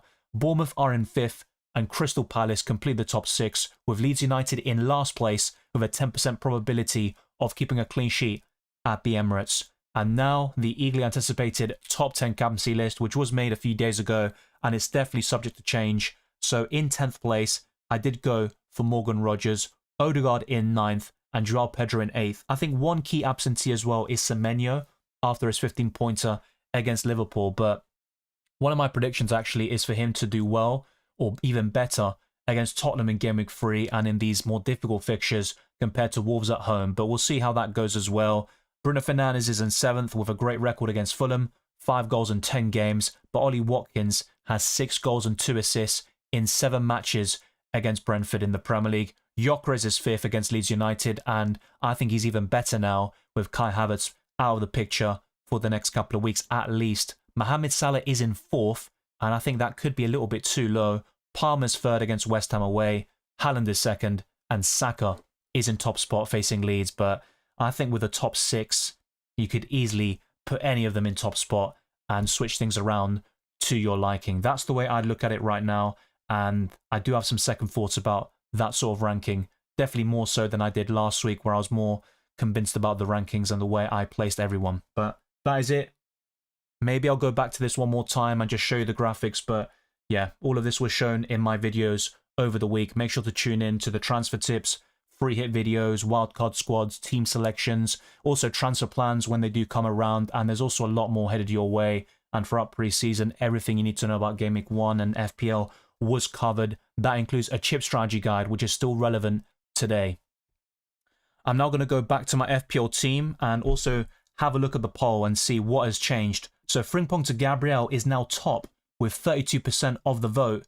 In second is 8 Nuri, and in third, it's going for Munoz and Rogers. Now, it doesn't have to be for a -4 hit. I can buy Munoz for Frimpong now, and then Rogers for Ndai after the deadline. So I can make both transfers today, but not go for the -4 hit, which is something I'm looking at as well. But yeah, I think there are definitely a lot of avenues for my FPL team, and nothing is certain at this moment in time. Saliba is last with 13% of the vote. I think is a solid option, though, for the Gunners. Cherky could start for Manchester City, and that reminds me there's probably one more thing I'm going to show you before just focusing on your questions predominantly, and that's the predicted lineups, building upon what I talked about yesterday and showing you my one key change in Szoboszlai starting at right back for Liverpool against Newcastle Monday night. But yeah, Cherky could start on the left and then have, or on the right, I should say, and Marmoush on the left. That is definitely a possibility. And City can also play a 4-2-3-1 with Cherky as the attacking midfielder. Duarte says, hey Dylan, please help me with these combinations. Which one would you go for? Sanchez/Estev, Dubravka and Borro, Sanchez and Borro, Dubravka and Estev. That's a very close one, mate. I would probably lean towards Sanchez and Estev. Hey Dylan, should I bench boost Dubravka, Estev, Borro and Dewsbury Hall? That's a decent bench boost, to be fair. I can also use my free transfer to do Borro to Munoz as well. I'd probably bench boost that, yeah. There is a fine line, and ultimately it's an overrated chip, and you might have, I don't know, an unreliable player, let's say like Estev, or you might have a good asset like Borro with a tough fixture, and yet they still deliver. So it's always difficult to kind of gauge if it's a good bench boost or not, but I do think on paper it looks like a solid one that could easily get you 10 plus points and ideally 15 and above. Duncan says Ndai to Kudus or Reinders. That is an interesting one. I think long term, I'd probably go for Kudus.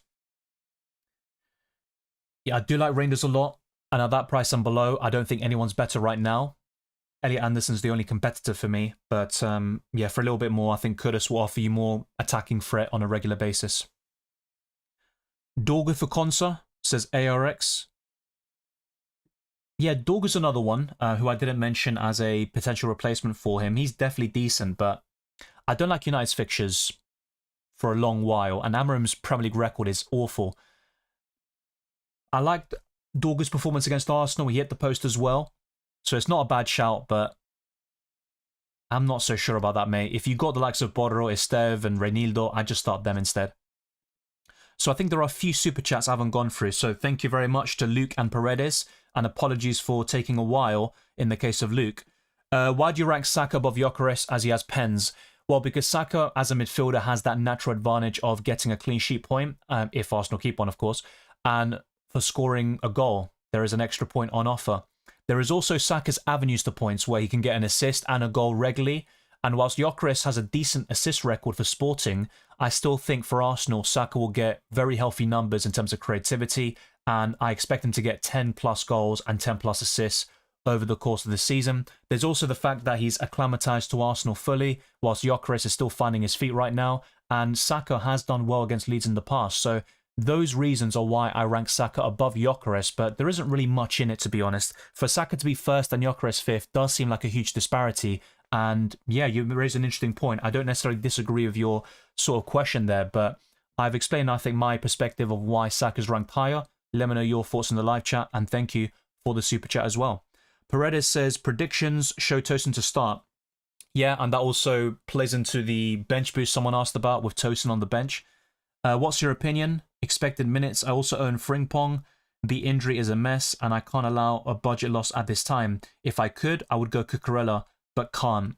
Yeah, I think Gabriel's the safest in a way, especially for Game Week 2, but just bear in mind there is Liverpool away next, and also Man City over the next 4. So it's not great for Arsenal in general, but they are fixture-proof against Man United in a tough context with their new signings. I think Arsenal played poorly and still got the job done, and their defence is amongst the very best in Europe. So yeah, I think Gabriel's a good pick. You've also got Nuri if you want a bit more attacking potential from open play. But unless you're going to Munoz and then using money to upgrade and die to Rodgers and stuff like that, I think Gabriel or Saliba are your safest bets there.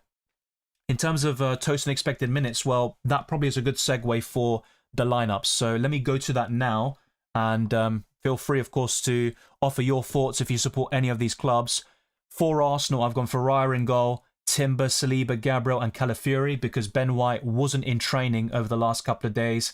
And Arteta didn't really give much away in his press conference today. He said Christian Norgard is out for another week, and Kai Havertz is definitely out against Leeds. So that obviously plays into Gyökeres being a nice punt on the free hit. Zubimendi, Odegaard, and Rice should be the midfield.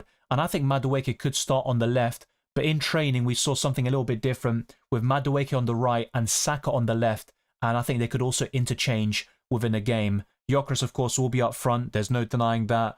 And that is the most likely Arsenal, or starting 11 for Arsenal. I can't even speak bloody English right now. But let's go to the second team in Aston Villa with Martinez in goal, replacing the Dutchman Bizot. For some reason, I called him French. Matty Cash, Mings, Pau Torres and Luka Dean forming part of that defensive line.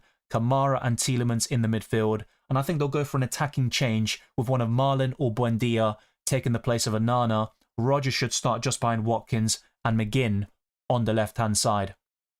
For Bournemouth, it should be Petrovic. I think Araujo could start over Smith this time round with Diakite and Senesi in the defence, and Truffer completes that. He is my favourite amongst those Cherries defenders. Scott and Adams in the midfield. Tavernier, Semenyo, Brooks just behind Evanilson is the most likely starting 11 for Bournemouth, who just lost Danga Owatara to Brentford. He could start on the right, but I think it'll be Fabio Carvalho instead, and Kevin Schade should return to that starting 11. Keller will be the #1 goalkeeper this season, and a back four of Coyote, Collins, Vandenberg and Henry is likely. Henderson and Jensen in the midfield, but there's also Yarmouk who could take the place of one of those players, and Damsgaard is now available after missing out in Game Week 1 after his wife gave birth. His wife, fiance, whatever she is, but it definitely wasn't him, let's put it that way.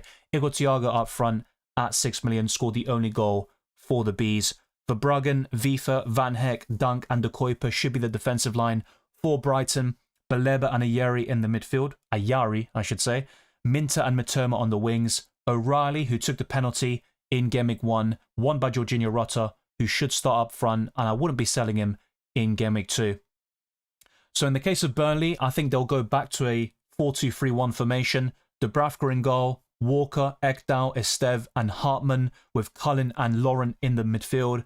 Jadon Anthony on the left, and Edwards should come in on the right-hand side. He was their most informed player in pre-season with 3 goals. Miebri just behind Lau Foster, but we could also see something a little bit different with Breuer as well, potentially. But let me know your thoughts in the live chat, and that could also be worth looking at as well. With Chelsea, we could see Achimpong start again, but I don't recommend him in FPL at 4 million because I think over time he'll be benched, and you've also got the likes of Tosin, who looks like he's available now in Game Week 2. You've also got the transfer window not closed yet, so I think Chelsea will sign another centre-back. I just don't see Achimpong starting against West Ham, Fulham, Brentford and Man United over the next 4. But Sanchez in goal, James or Gusto on the right. I'm currently going for James. Cucurella on the left, and Chalobah should partner either Achimpong or Tosin Adarabioyo in that defence. Enzo Fernandez and Caicedo as a midfield pivot. Esteval on the right would mean Neto shifts to the left and Gittins drops to the bench, and Cole Palmer would be central just behind Joao Pedro to complete a decent Chelsea offensive line. Crystal Palace have lost Eze, of course, and whilst the move to Arsenal hasn't been confirmed, as far as I'm aware, I think Devaney will take that spot on the left-hand side. We've seen that a lot in recent games, the Community Shield final, towards the back end of last season, and also in Game Week 1 against Chelsea. Dean Henderson in goal, Richards, Lacroix, and Mark Gay in that defence, Wharton and Hughes in the midfield, Mitchell and Munoz as the wing-backs, Ismail Assar, Devaney, and Mateta, who scored Crystal Palace's first goal in Europe yesterday night. And I think Palace might struggle with that sort of balance between both competitions. Everton do have Pickford, O'Brien, Tarkowski, Keane, and Garner, who played at left back. But if Mikalenko is available, he should start there over Garner. Eric Bonham and Idrissa Gana-Gueye will be the midfield partnership. But I think also if Mikalenko's back, that can also push Garner in the midfield, and Eric Bonham will drop to the bench. In Dye, Grealish, Dewsbury Hall, and Beto is a likely front line, but not certain. And Jack Grealish could be a substitute once again, and that would mean Dye plays in his preferred position on the left-hand side. And there's also a few other options like Alcaraz and McNeil, who could also start. With Fulham, there's Leno, Tete, Anderson, Cuenca, and Bassi, who started at left-back last time out, even though he is a centre-back by trade. Sandenberg and Lukic will be in the midfield. Harry Wilson on the right. Josh King, a 4-point fouling midfielder, is in that attacking midfield position. It will be on the left, and it's between Jimenez and Muniz to start up front, and that is anyone's guess, to be fair. But last season, Raul Jimenez started 30 games in the Premier League.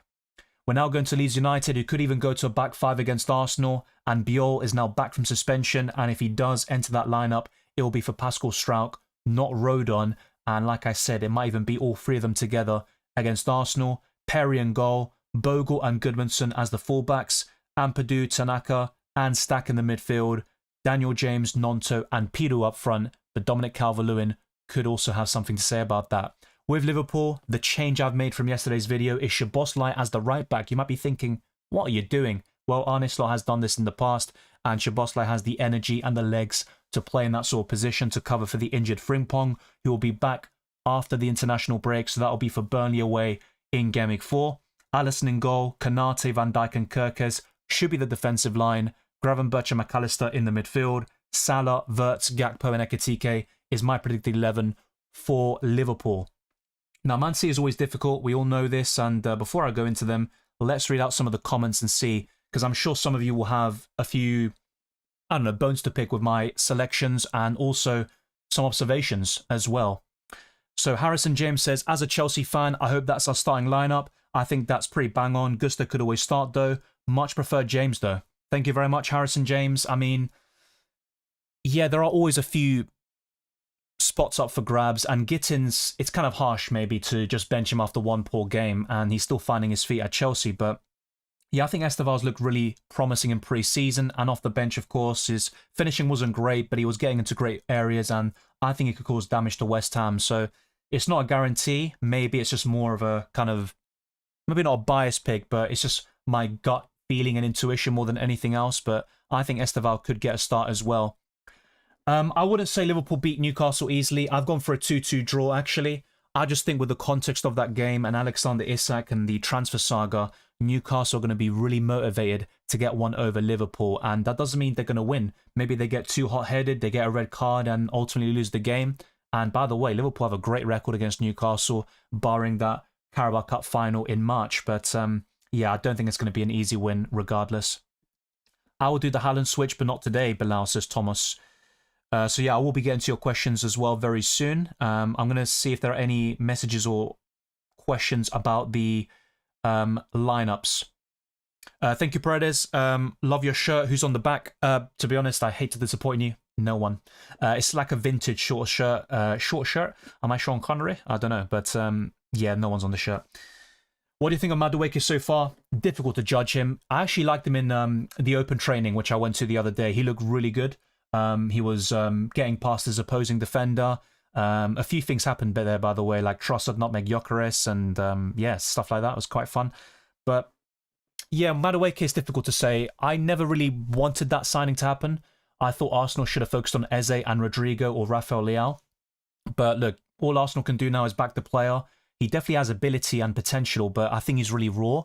And what he does offer is something a little bit different with the directness and dribbling and pace and ball carrying. But yeah, Eze was always the priority. Him and Gyökeres were absolutely needed, I think, for this Arsenal team.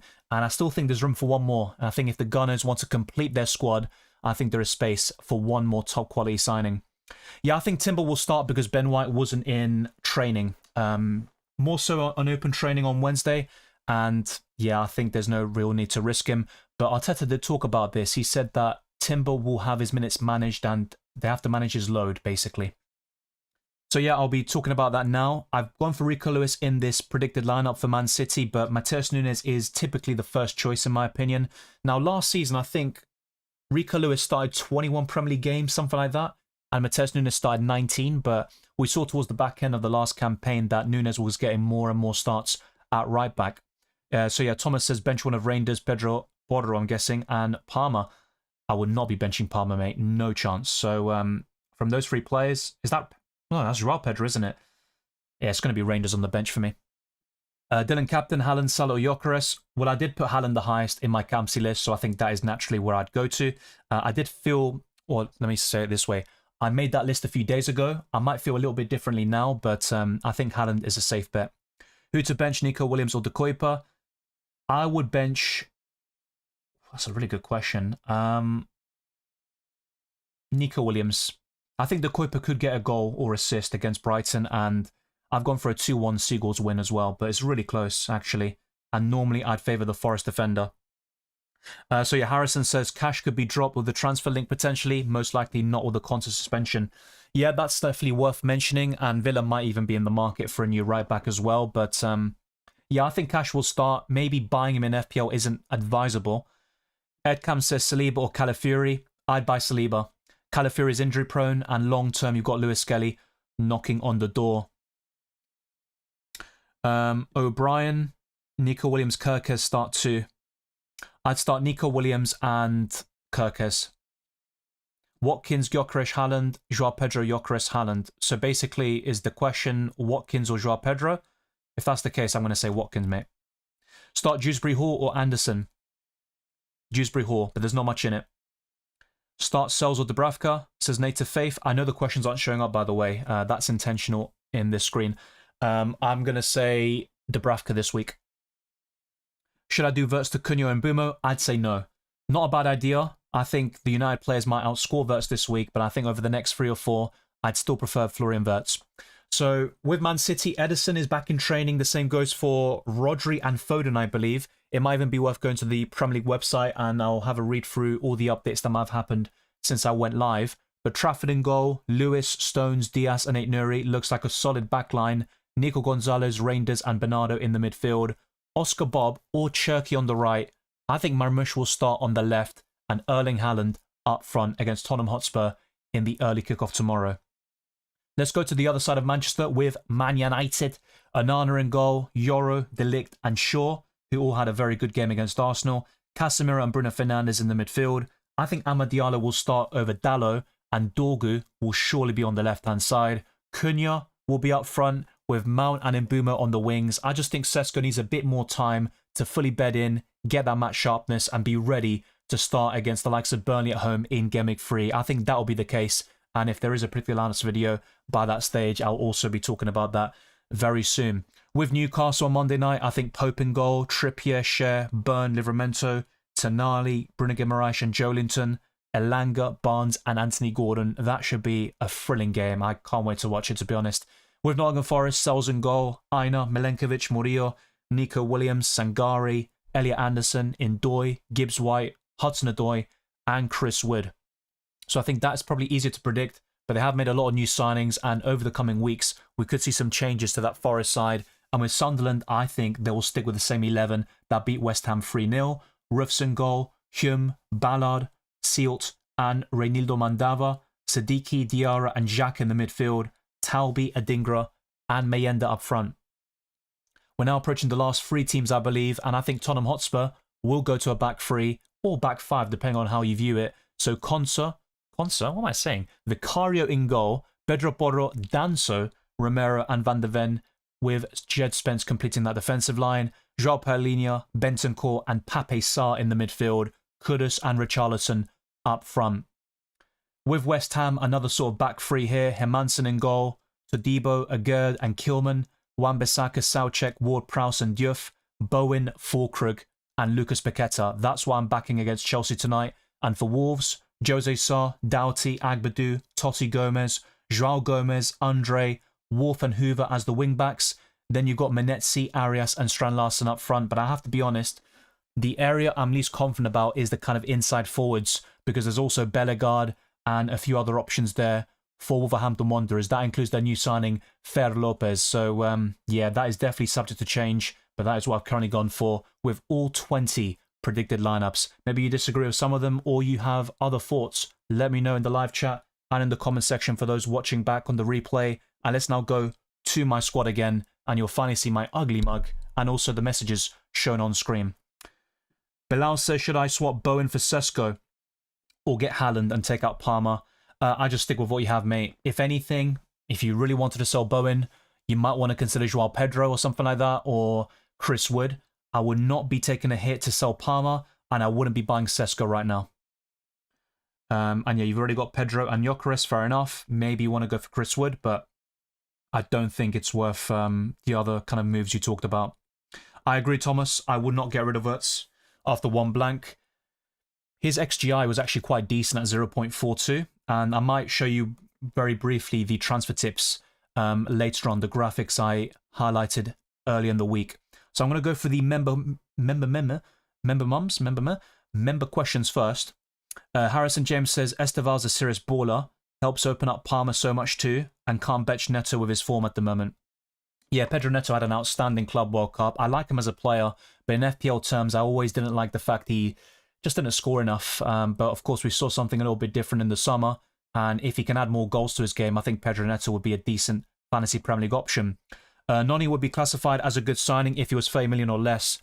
Yeah, I agree. I just think 50 million is way too much. To kind of look at the positive side for Arsenal, the wages aren't too bad, I think. I mean, I heard some people saying he's on 50k, which is obviously good money. But for a Premier League footballer who played at Chelsea and now at Arsenal, it does seem a little bit low. But yeah, 50 million seems way too steep. Hopefully he can deliver, but I think he'll have more of an impact off the bench and maybe starting some cup games and from time to time in the Premier League. I think what Arsenal are trying to go for now is having a solid 11, of course, and then having a good backup in every single position, so the quality drop isn't really there. Is there a 4.5 million confirmed starter? In the midfield, yes, Josh King. I mean, is he nailed on? No, but he'll start most games for Fulham right now. He's also really highly rated by their fan base. Watkins having 6 goals and 2 assists in the last 7 games versus Brentford edges the captaincy for me. That's also my thinking at the moment, mate, but I don't know, there's something about Watkins in FPL, he just always trolls me. I really hope that's not the case this time round. Start Estev, Bodro, or Nuri, says Bernardo Simoes. I'd start Nuri, to be honest. I prefer Chris Wood over Sesko, Bilal, but if you've got a good feeling about Sesko, go for it. Don't let me talk you out of it. I think Sesko will start in Gameweek 3 against Burnley, but not against Fulham. Captain Salah or Palmer? Well, in my captaincy ranking, I do have Palmer slightly higher, but that's more of a fixture thing. I also think Newcastle will be really motivated against Liverpool. Estev or Reinildo? That's a really close one. Now, in the clean sheet odds, Burnley are third. Joint third, you could say, with Chelsea, while Sunderland aren't... I don't think they're too far behind, but they're not in the top 6. If there was a winner, I would back Sunderland a little bit more based on what I saw in Gameweek 1, but I think home advantage will be massive. So yeah, 0-0 is my current prediction at the moment, so it could be either one of them. Wolves just signed a new right wing back too, I think. Yeah, it doesn't surprise me. I mean, I talked about this in the last couple of videos, and I think Hoover will start in Gameweek 2, but he's someone I wouldn't invest in Fantasy Premier League. Hi Dylan, for this week, Pedro Porro or Diouf? Thanks. Pedro Porro, I think. I think there's another Porro question by the same person, if I can get that up. No, it's by someone else. Porro or Reinildo? I'm backing Reinildo right now. Better chance of a clean sheet. So Sied says my team is Sanchez, Green, Gabriel, Konsa, Aina, Collins, Reinildo, Murphy, Onana, Salah, Saka, Wirtz, Beto, Gyökeres, Joao Pedro. Okay, so my main concerns with this team, and by the way, it's a good squad, but I'm just going to focus on the areas to improve. I would say Beto is one of them long term. I'd also be looking at one of Onana and, yeah, I think Murphy, which is a shame because he had a good preseason, but those 3 players are a big concern in my opinion. Obviously, Konsa is red carded, but you could just start the others like Reinildo, Aina, and Gabriel. I think that's absolutely fine. So I'd be looking at those players first. The priority would be Murphy right now. I think Elanga will start again against Liverpool. So maybe Murphy to Kudus or Reinders might be on the agenda for you. Even Elliot Anderson looks really solid at 5.5 million. Yeah, so what I basically meant when I said that, and yes, I'm not going to lie, between West Ham and Chelsea, I'd rather West Ham won, but what I meant by that was that is the 11 I think will start against Chelsea. That's what I said. But yeah, you did uncover the bias there. Well done. Captain Watkins, Palmer, or Haaland? Oh, by the way, what happened there? Yeah, Captain Watkins, that's a good question. I'm currently going for Watkins personally, but if I had Haaland, I'd probably just go there myself. I think he's the safest bet overall. So far, Palmer's not scored. Well, he has against Bournemouth in January, but that's a long time ago, mate. That's like 7 months. He did also score against Liverpool, but that was from a penalty. So I think his last open play goal was 7 months ago. Esteve or Reinildo? I'd slightly back Reinildo Mandava, but the clean sheet odds say otherwise. Frimpong to Gabriel, what are your thoughts? That's the most likely transfer. I talked about it yesterday in my team selection, and it's very sensible in general. I also think Gabriel is one of those defenders you can buy this week and get a massive return from a goal, clean sheet, and bonus points. But yeah, it's really close, I think, between that, 8 Nuri, or in my case, buying Munoz and then using those extra funds to buy Rodgers in the midfield or something like that. But yeah, I'd have to say, I think I'm going to go for Gabriel. How about Bruno captain? He's 7th in my list. 5 goals and 1 assist against Fulham in 10 matches. Good pick. The same goes for Cunha and Mbumo. My prediction is 1-0 United though, so it's really a case of Bruno scoring the winning goal, getting bonus points and stuff like that. I don't think he'll score a brace or anything. Watch that age horribly, but that's just my opinion. Debisio Hazard, or Dibisio, says, opinion on Gabriel versus 8 Nuri. Arsenal have the better defence. I also think Gabriel is more locked in and he'll start more games than 8 Nuri. But from open play, looking at the other side of the argument, 8 Nuri will get more goals and assists than Gabriel. So it's a close one. I think both of them will start 30-plus games in the Prem this season, but Gabriel more so. In terms of fixtures, both of them aren't great, but I think Man City's are better over the next 4. For this week, Gabriel has the edge, of course, longer term, or at least until Gameweek 7. 8 Nuri might look slightly more appealing. So it's a very close one. I think the poll reflects that. I would lean towards Gabriel at the moment, but not by much. Yeah, true, Deveni. Someone asked about a 4.5 million midfielder. He should start in the place of Eze, of course, for Crystal Palace. He did so last night, and also he came on for Eze several times already this season. So yeah, that's a very good shout. Hey Dylan, start Tosin or Borro? Well, in my predicted lineup, I've gone for Achimpong and Chalobah, which might be incorrect, but yeah, I need to actually check this. Let's see if Tosin has a good chance of starting. So I'm going to check some predicted lineups for the Blues. Just any new ones that I haven't seen when I did my research. Okay, so there is one predicted lineup, which has Tosin alongside Chalobah. That's a possibility, to be fair.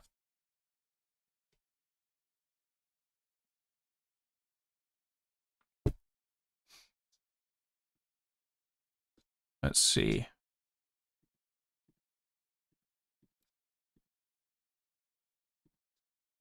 Okay, no, this one's not even letting me see the website. That's great. Thank you very much for the waste of time.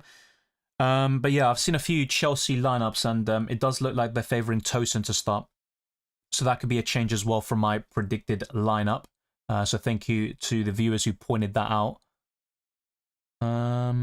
Yeah, so I was only able to see 1 or 2 there, but definitely worth thinking about. In this situation, I still prefer Borro. I think Chelsea will concede against West Ham. Silly Bear says, hi Dylan, which players do you think are flying under the radar right now and could be great differentials? Yeah, that's a great question. I mean, one of them was highlighted in my Transfers podcast, and he did get an 8-pointer in Gameweek 1, but his ownership is 1.3%. So Reinders is definitely not it. His ownership is even higher now, so forget about him. But Lacroix, I think, is very underrated when it comes to defensive contributions. He got 15 against Chelsea, and I think he could do that against Forest and Aston Villa. So, yeah, Lacroix would be one of them. Massive differential. The fixtures aren't great in the short term, but I still think he's worth the investment. In the other positions, difficult to say. In the midfield, Yeah, I'm going to have to give a think about that. Elliot Anderson is going a little bit under the radar, I guess, but his ownership is around 10%. But I just think with everyone focusing on Rangers, I think Anderson deserves more credit and attention. Up front is a bit difficult. I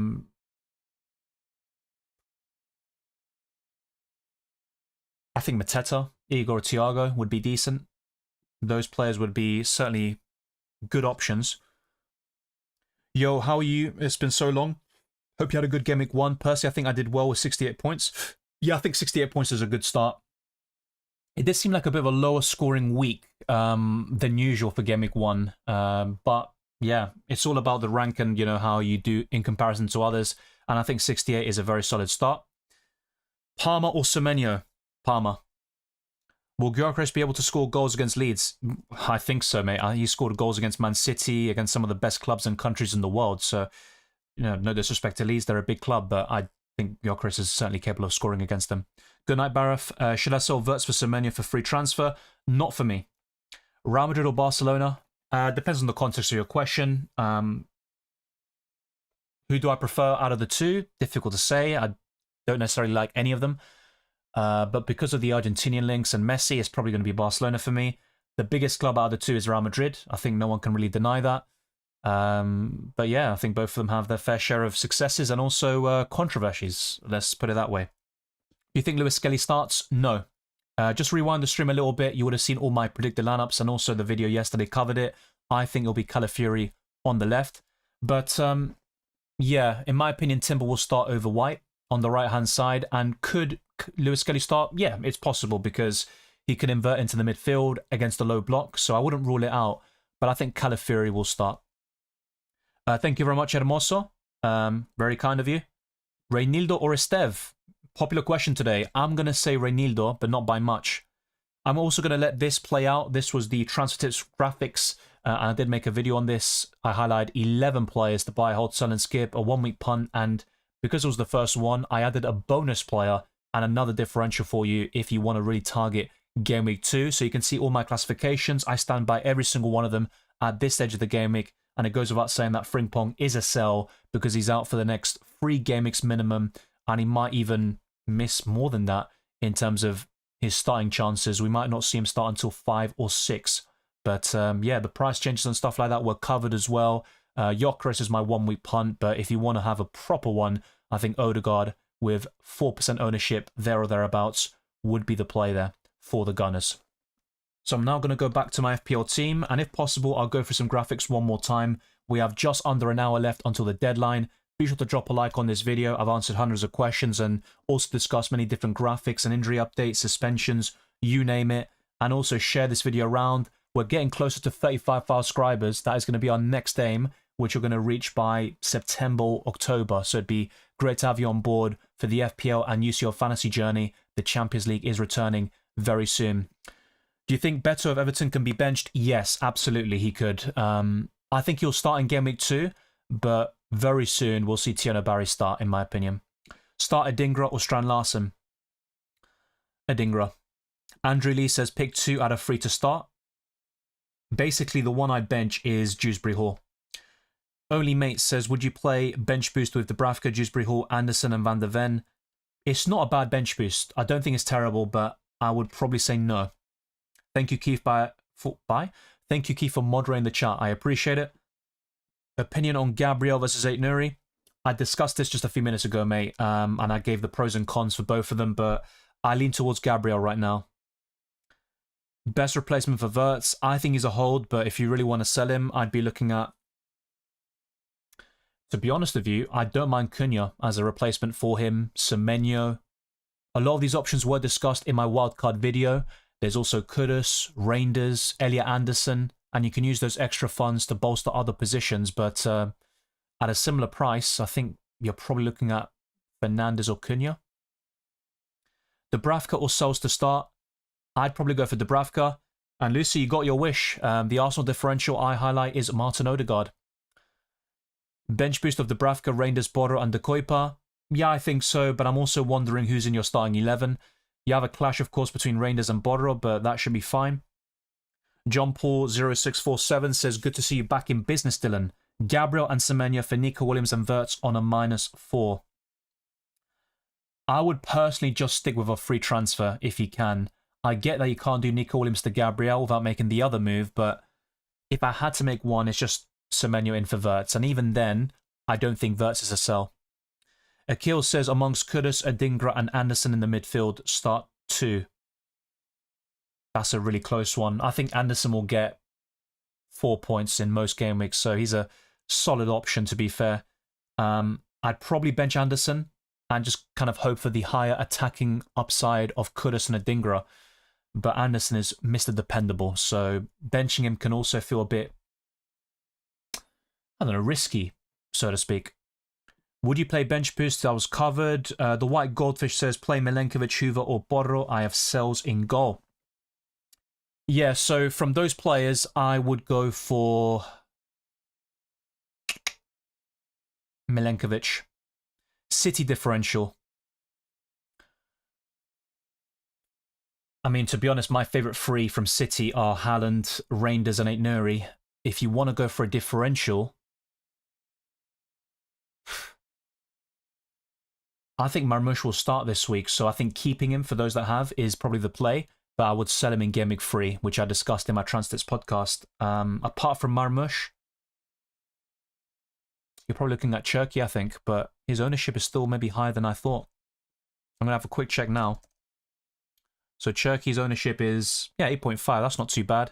And look at this FPL website, by the way, just logging me out for no reason. It keeps doing that, but there you go. That might be a good excuse to play the lineups one more time. So for those that are tuning in late, be sure to have a look and let me know your thoughts in the live chat. Already provided commentary earlier and also in the predicted lineups yesterday. So just make sure to tune into those pieces of content. Rewind if you need to. And thanks for your support. But yeah, hopefully I can get this working.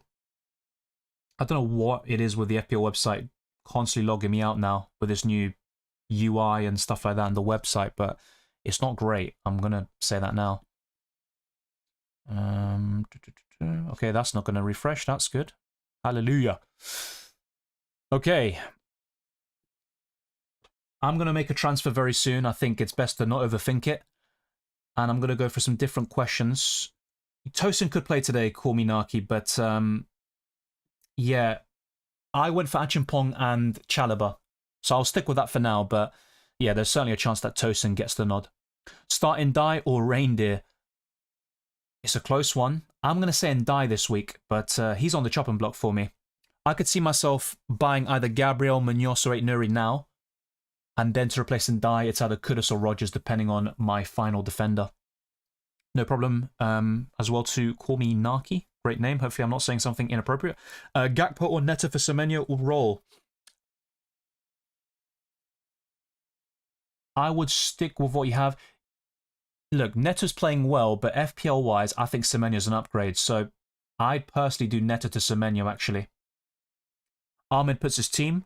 Sells Wan-Bissaka, Borro, Cucurella, Anderson, Semenyo, Wirtz, Palmer, Salah, Reinders.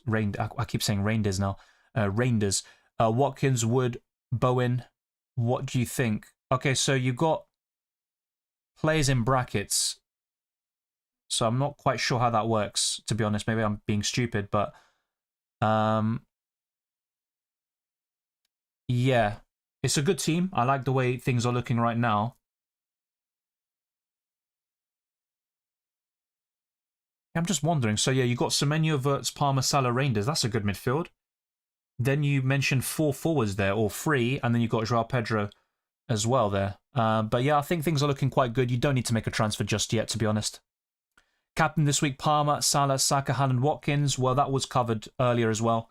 So I'm just going to let that play out one more time, just to kind of get some of these repeat questions out of the way. Rise says, I think Tosin will play. Maresca said he's available. Yeah, a lot of predicted lineups have Tosin in there. So that could be a change there for Chelsea over Frimpong. Odegaard or Rodgers? Long-term, it's Rodgers all day long for me.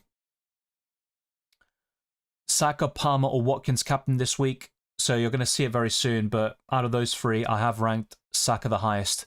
Wood, Evanesson or Strand Larsen, says Organ.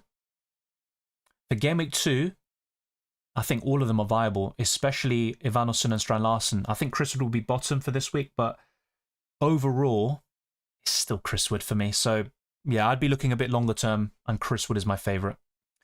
Ashish says Tosin, Borderell, Bowen, and Kudus. Which two to start? I'd go for Bowen and Kudus. Hey Dylan, bench boost with Borderell, Anderson, King, and Dubravka. Thoughts? It's a decent bench boost. I'm not a huge fan of it. I personally think it will get between 10, 15 points, which isn't bad. Maybe I'm wrong about that, and it does even better, but yeah. It's not my favourite bench boost, let's put it that way, but it's fine. I think you get out of the way early, and you can focus on funding your starting 11. So yeah, long-term organ, as I mentioned just now, you know my answer. Chris Wood, Odegaard or Wirtz. For Gameweek 2, it's Odegaard. Long-term is still Florian Wirtz, so don't sell Wirtz for Odegaard unless you can find a way to wildcard in free, or you're just going to bring Wirtz back very comfortably. Yeah, I think Watkins actually has 2 assists against Brentford, not 1, but yeah. Across all competitions, it goes up to 3 assists. He's got a great record against them. It's not a terrible idea, Matrix. Matty Cash was also on the consideration for me to replace Konsa, but yeah, I'd rather go for Lacroix, Daniel Munoz, Gabriel, Saliba, 8 Nuri, and of course the extra million or 1.5 millions here could really help you upgrade somebody else. Yeah, that's a decent bench boost. Free Ronin. The only one I don't like is Diouf, but the rest looks quite good. Best replacement for Konsa. Yeah, this was covered in my team selection earlier today, but essentially I'd be looking at one of Matty Cash, Chris Richards. Yeah, I think those two would stand out, and maybe Joachim Andersen as well, but I'd stick with Matty Cash for now. Best free players under 6 million. What price point are we talking about here? Or what? Sorry, not price point. What position are we talking about? In FPL Draft League, would you start Mayenda or Hudson-Odoi? Mayenda. Tarkovsky or Borro? I'd go for Pedro Porro. Gyökeres captain. He's 5th in my list, so I don't think it's a bad option. Let's put it that way. Upon reflection, I think Watkins would be better than Gyökeres, I think, or at least more reliable. But yeah, this top 6 is quite locked in terms of the personnel, but the order is definitely up for debate. Start Rangers or Matoma? Matoma. I would start Dubravka over Sells this week. Yeah, so you can see in the poll as well, the options I'm looking at to replace Frimpong. The most likely is Gabriel for me. Frimpong to Ballard, not for me. I don't think that's a great option long term. Maybe for Gameweek 2 it is, but not beyond that. One last one. Start Rangers or Rotter? I'd start Jorginho Rotter this week. I said this before. I think Rangers is a purchase, but more so in Gameweek 3. I think against Tottenham, he could struggle a little bit in terms of FPL returns. But to be honest, I'm starting him right now. I hope that's not the case. But yeah, I think Jorginho Rotter is better. Thank you for another great stream as always. Everyone be sure to like. Thank you, Harrison James. Good luck. Enjoy the game tonight. And also, let's see what we do in FPL. So yeah, Captain Haaland or Salah. I think these captaincy questions could be laid to bed with the graphic I have on screen, so that speaks for itself. I prefer Erling Haaland a little bit more. Gabriel or Aina? Gabriel. Start Dubravka or Petrovic? Dubravka. According to StatsMuse, it's Watkins, 6 goals and an assist. Yeah, some of these websites have different sort of numbers. I think Transfermarkt have 6 goals, 2 assists there. Bench Anderson or Estev? Really close one. I'd take a chance on Estev this week. Oh, play 2 Burnley defenders. Okay, no, I'd go for Anderson there. I think 1 Burnley is enough. I wouldn't double up. Watkins for Gyökeres? No, I wouldn't do that. Alan Madrid says, rate my team. I like the look of it. Wildcard active. I think Strand Larsen is underrated this week against Bournemouth. I wouldn't captain him, but I think he could get a goal at the Vitality Stadium. The rest looks decent. Yoro is interesting. I'd probably prefer Dorgu if you want Man United coverage. And I wouldn't go for Alisson because he's injury prone for a goalkeeper. And I think he won't score as many points as Raya, Pickford, Sells and Sanchez, or at least he's not worth the extra 0.5 over those 5 million options there. So yeah, those are the players I'd probably look at and maybe reconsider. Even Ballard, I'd rather just go for Enilo Mandava and save 0.5, 0.6 million. Yeah, I don't think Eze will play. He had to, I said this yesterday in the video, he needed to be registered before 12 PM today to feature against Leeds United tomorrow, and that hasn't happened. So expect Eze to maybe have like a announcement tomorrow, maybe on the pitch, but yeah, the next game he will play in the Premier League is against Liverpool in Game Week 3. Cunha, Mbuma or Fernandes? Fernandes is my favourite. Arsenal corners, it's Saka and Rice. Odegaard is like a tertiary taker, so if those two aren't on the pitch, Odegaard can take some, but Saka and Rice are the main ones, and with Eze coming into the picture, he can also take some set pieces as well, especially free kicks. Wirtz or Gakpo? Well, I went for Wirtz. Sorry, I don't even know my bloody team. I went for Gakpo in the end, even though I had some kind of reservations about it. I would stick with what you have, whether it's Gakpo or Wirtz for now, and then reassess in a couple of weeks' time. But the best budget Arsenal midfielder is probably Declan Rice, in my opinion. Solanke replacement? I would say Chris Wood at a similar price. If you can afford him, probably the way to go at the moment. Yeah, my favourite forwards are obviously Haaland, Watkins. I think Gyökeres for this week. Joao Pedro overall. Chris Wood. And if I had to put another name in there, maybe Vanelson, actually. And Mateta certainly isn't bad either. So yeah, those are my favourites. Dubravka or Verbruggen, I definitely start Dubravka here. With this one, Sanchez Dubravka, I'm currently going for Sanchez, but that could be one of my late changes. So there is a super chat I haven't answered. For some reason, they're not coming up for me. Thank you to Mazen. Is captaining Watkins over Salah so risky? Well, Salah is going to be the most popular captain in terms of EO and stuff like that. So there is an element of risk, but I think this is a nice week to tackle it, even though he scored a brace and got an assist at St James's Park last season. But yeah, Watkins is a solid, dependable option. When it comes to the captaincy, though, I think a lot of us gravitate towards Haaland, Palmer, Salah, and sometimes Saka. So when you captain someone outside that bracket, it does seem very risky, even if it's Wirtz or Gakpo, for example. But I think Ollie Watkins is still in that sort of upper echelon of FPL asset. So I think captaining him is still a good idea. He is currently my captain, but of course I don't have Erling Haaland, and I don't have any Arsenal attackers at the moment. Yeah, it's all good, Sophia. Hopefully you're doing well too. So this poll is really close, by the way. There are 3 options, or at least they were, with 29% of the vote. Frimpong to Gabriel now has 30%. Munoz and Rogers in for Frimpong and in Dye, which I could get done for free by making one transfer now and then one after the deadline. And then, of course, the other option is Ait Nouri. Saliba's last, so I think it's fair to say people aren't as keen on him, but he's a good option in my opinion. Yeah, Kanate, Defcon versus Newcastle, or Tosin clean sheet chance versus West Ham. I'd probably go for Tosin here. Hi Dylan, what do you think about rumours that Gyökeres is on penalties? I discussed this already, even in the summer. I think Gyökeres will be on penalties. I'm not surprised by the news. I saw the same reports. I think a Swedish journalist broke it.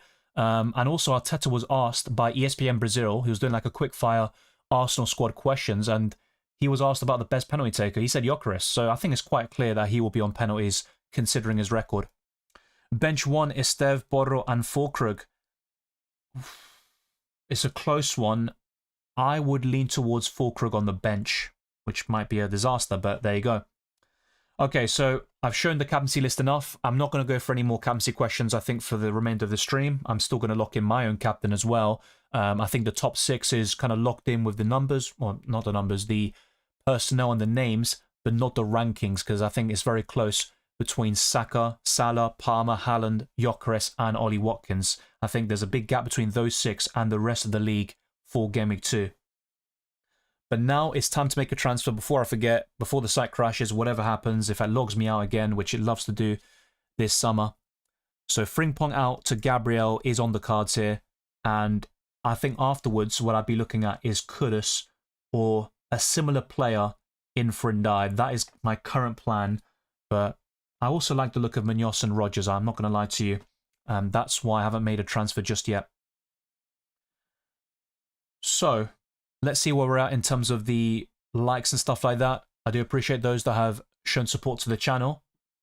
So yeah, right now we have 131 likes. Let's get to 200 plus by the end of the stream. It would be greatly appreciated. I've answered hundreds of questions already and discussed everything you need to know for the Game Week 2 deadline. So If there are any updates, I will let you know as well on the Premier League website with all the press conferences happening right now. Don't think there's anything that particularly stands out, but I'm having a quick skim at the moment. So Oliver Glasner said this about Crystal Palace. It looks good after last night's match. The players, of course, had a good recovery session. There was also the positive aspect that Kamada took part of the normal training session, but we are just 5 players because we're having 1 or 2 playing with the under-21s tonight. Let's see what else there is. Okay, so Keith Andrews, the Brentford manager, was asked about Dango Ouattara and if he could start. Let's see what he says. No, it doesn't really say anything there, does he? Well, I think based on what he's saying here, talking about the kind of positive vibes and the motivation that Dango has, I mean, it wouldn't surprise me if he started on the right over Fabio Carvalho. That's something to look at for the weekend.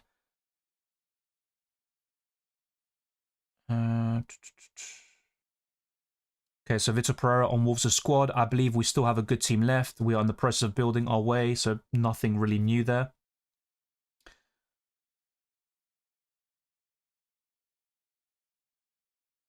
So Destiny Udogie is better. Trained with the team twice, full training. Just too soon to be involved for Man City. We want him to train tomorrow and have another good week next week. He looks in a good place. Very positive about him. Yves Bissouma will miss this game as well. Kulusevski is out. That's a longer one. I don't want to put a timeline on it. Let's see. And then I think I talked about Arsenal already. So Ben White is a little bit of a doubt. I think Timber will start instead.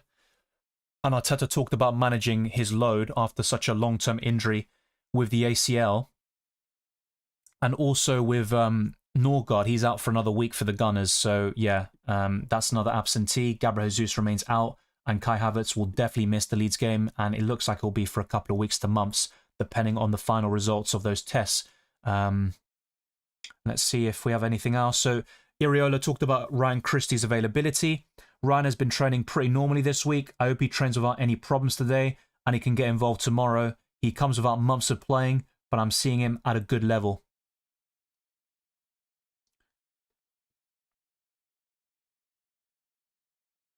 And what I'm going to do actually is do this so we can follow this quite easily. I'm then going to go through different screens one more time before wrapping things up, as in my team anyway.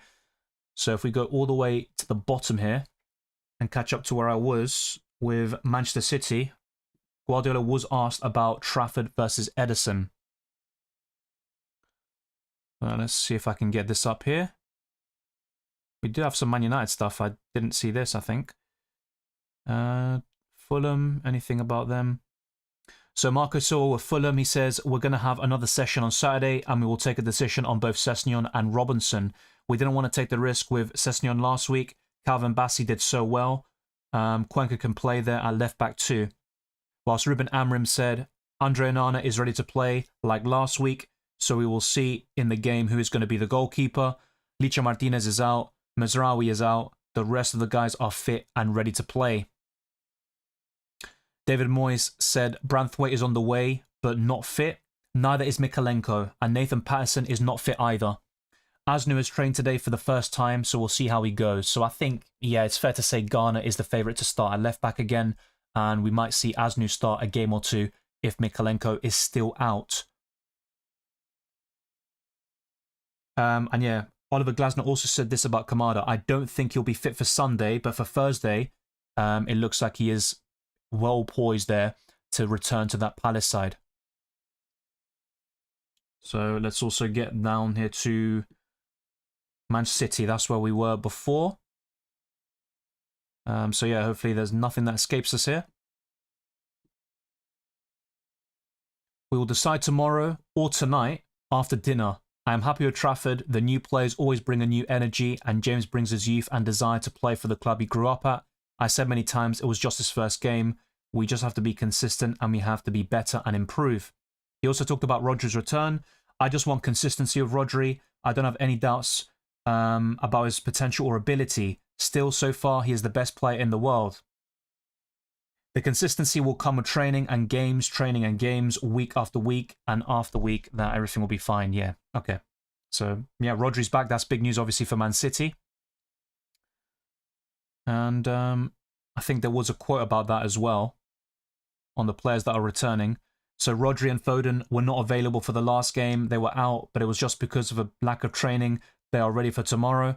Kovacic, Gvardiol, and Savio are the only ones that are out. So that looks pretty good for those investing in 8 Nuri. And yeah, with Chelsea, Tosin Adarabioyo is available. I'm a little bit surprised because last week he was not available, and the day before it was everywhere that he was not available. And now I don't know why you don't know that he's available. Okay, that's a very interesting comment there. Wesley Fofana was on the bench in Game Week 1 just to be with us. But from today, he's with us and he can get some minutes. So we are happy and he's happy. Oh yeah, after that saga I talked about yesterday as well. But yeah, that's pretty much it. I think Arne Slot was talking about it being very difficult to have like 2 players in the same position getting injured. And he was asked about if Connor Bradley could replace Frimpong. Connor trained for a few minutes with us yesterday for the first time. So it doesn't seem like he will start against Newcastle. Dominic Szoboszlai could be there instead. And the last thing really to talk about in this extended section is about Isak. He is still out, confirmed by Eddie Howe, but he hopes that Alexander Isak returns to the fold very soon. But let's now go to these different screens. So the FDR I showed you before, Villa, Bournemouth, United, Newcastle, and Everton are in the top 5. If we look at the top 5 FPL assets for Game Week 2, we have Salah, Haaland, Saka, Gyökeres, and Watkins. Sorry, and Palmer. I can't even speak today. I think Watkins is quite low down in this list, in 9th place, which is quite surprising, actually. So, Fantasy Football Hub do recommend buying one of Gabriel or 8 Nuri from my FPL teams, and other options they recommend are Munoz and Virgil van Dijk. With price changes, expect to see a lot of transfer activity over this weekend, and Erling Haaland will be one of those players going up in price. The same goes for Kudus, Reinders, Semenyo, Calafiori, and Saliba. I put several polls out on my channel, and there is a similar one in the live chat now. 8 Nuri is the popular replacement for Frimpong. Gabriel is 2nd, Munoz is 3rd, and Van Dijk is last. In terms of the plan for Game Week 2, it looks like 55% of you are rolling the transfer, only 25% are using a transfer, and then in terms of the free hit and wild card, it's around 10% for both of those boosters. With the captaincy, Salah is top, Haaland is 2nd, Saka's 3rd, and Palmer's 4th from the players I put out. Of course, Ollie Watkins, Gyökeres, and a few others might have something to say about that. I'm also comparing the 2 best FPL assets in the game again between Salah and Haaland, and so far, Erling Haaland is winning, but Salah always has the creativity, the midfield classification, which really helps him, and overall, I think it's still quite close between them for Game Week 2. And if you look at the next 3 Game Weeks in general, I think Haaland would be the standout, but for Game Week 4, when Salah faces Burnley away, he'll be the top captaincy option without a shadow of a doubt, at least on paper. And with FPL.team, this is a free hit squad I talked about a few days ago, and I talked about different structures, by the way. The same goes for the wild card, one with Salah, one with Haaland, and then comparing the 2. And this is my current squad, so I could do something like this and buy Rodgers and Munoz for Ndai and Frimpong. It would be for a -4 hit, but I can also spread them out or make both transfers after the deadline or one before and one after and prevent the hit from being taken. I'll go to FPL Challenge later on in this stream, but that is pretty much it. I'm going to make a transfer now and lock this in and then answer all your questions, basically, so you're well prepared for this deadline.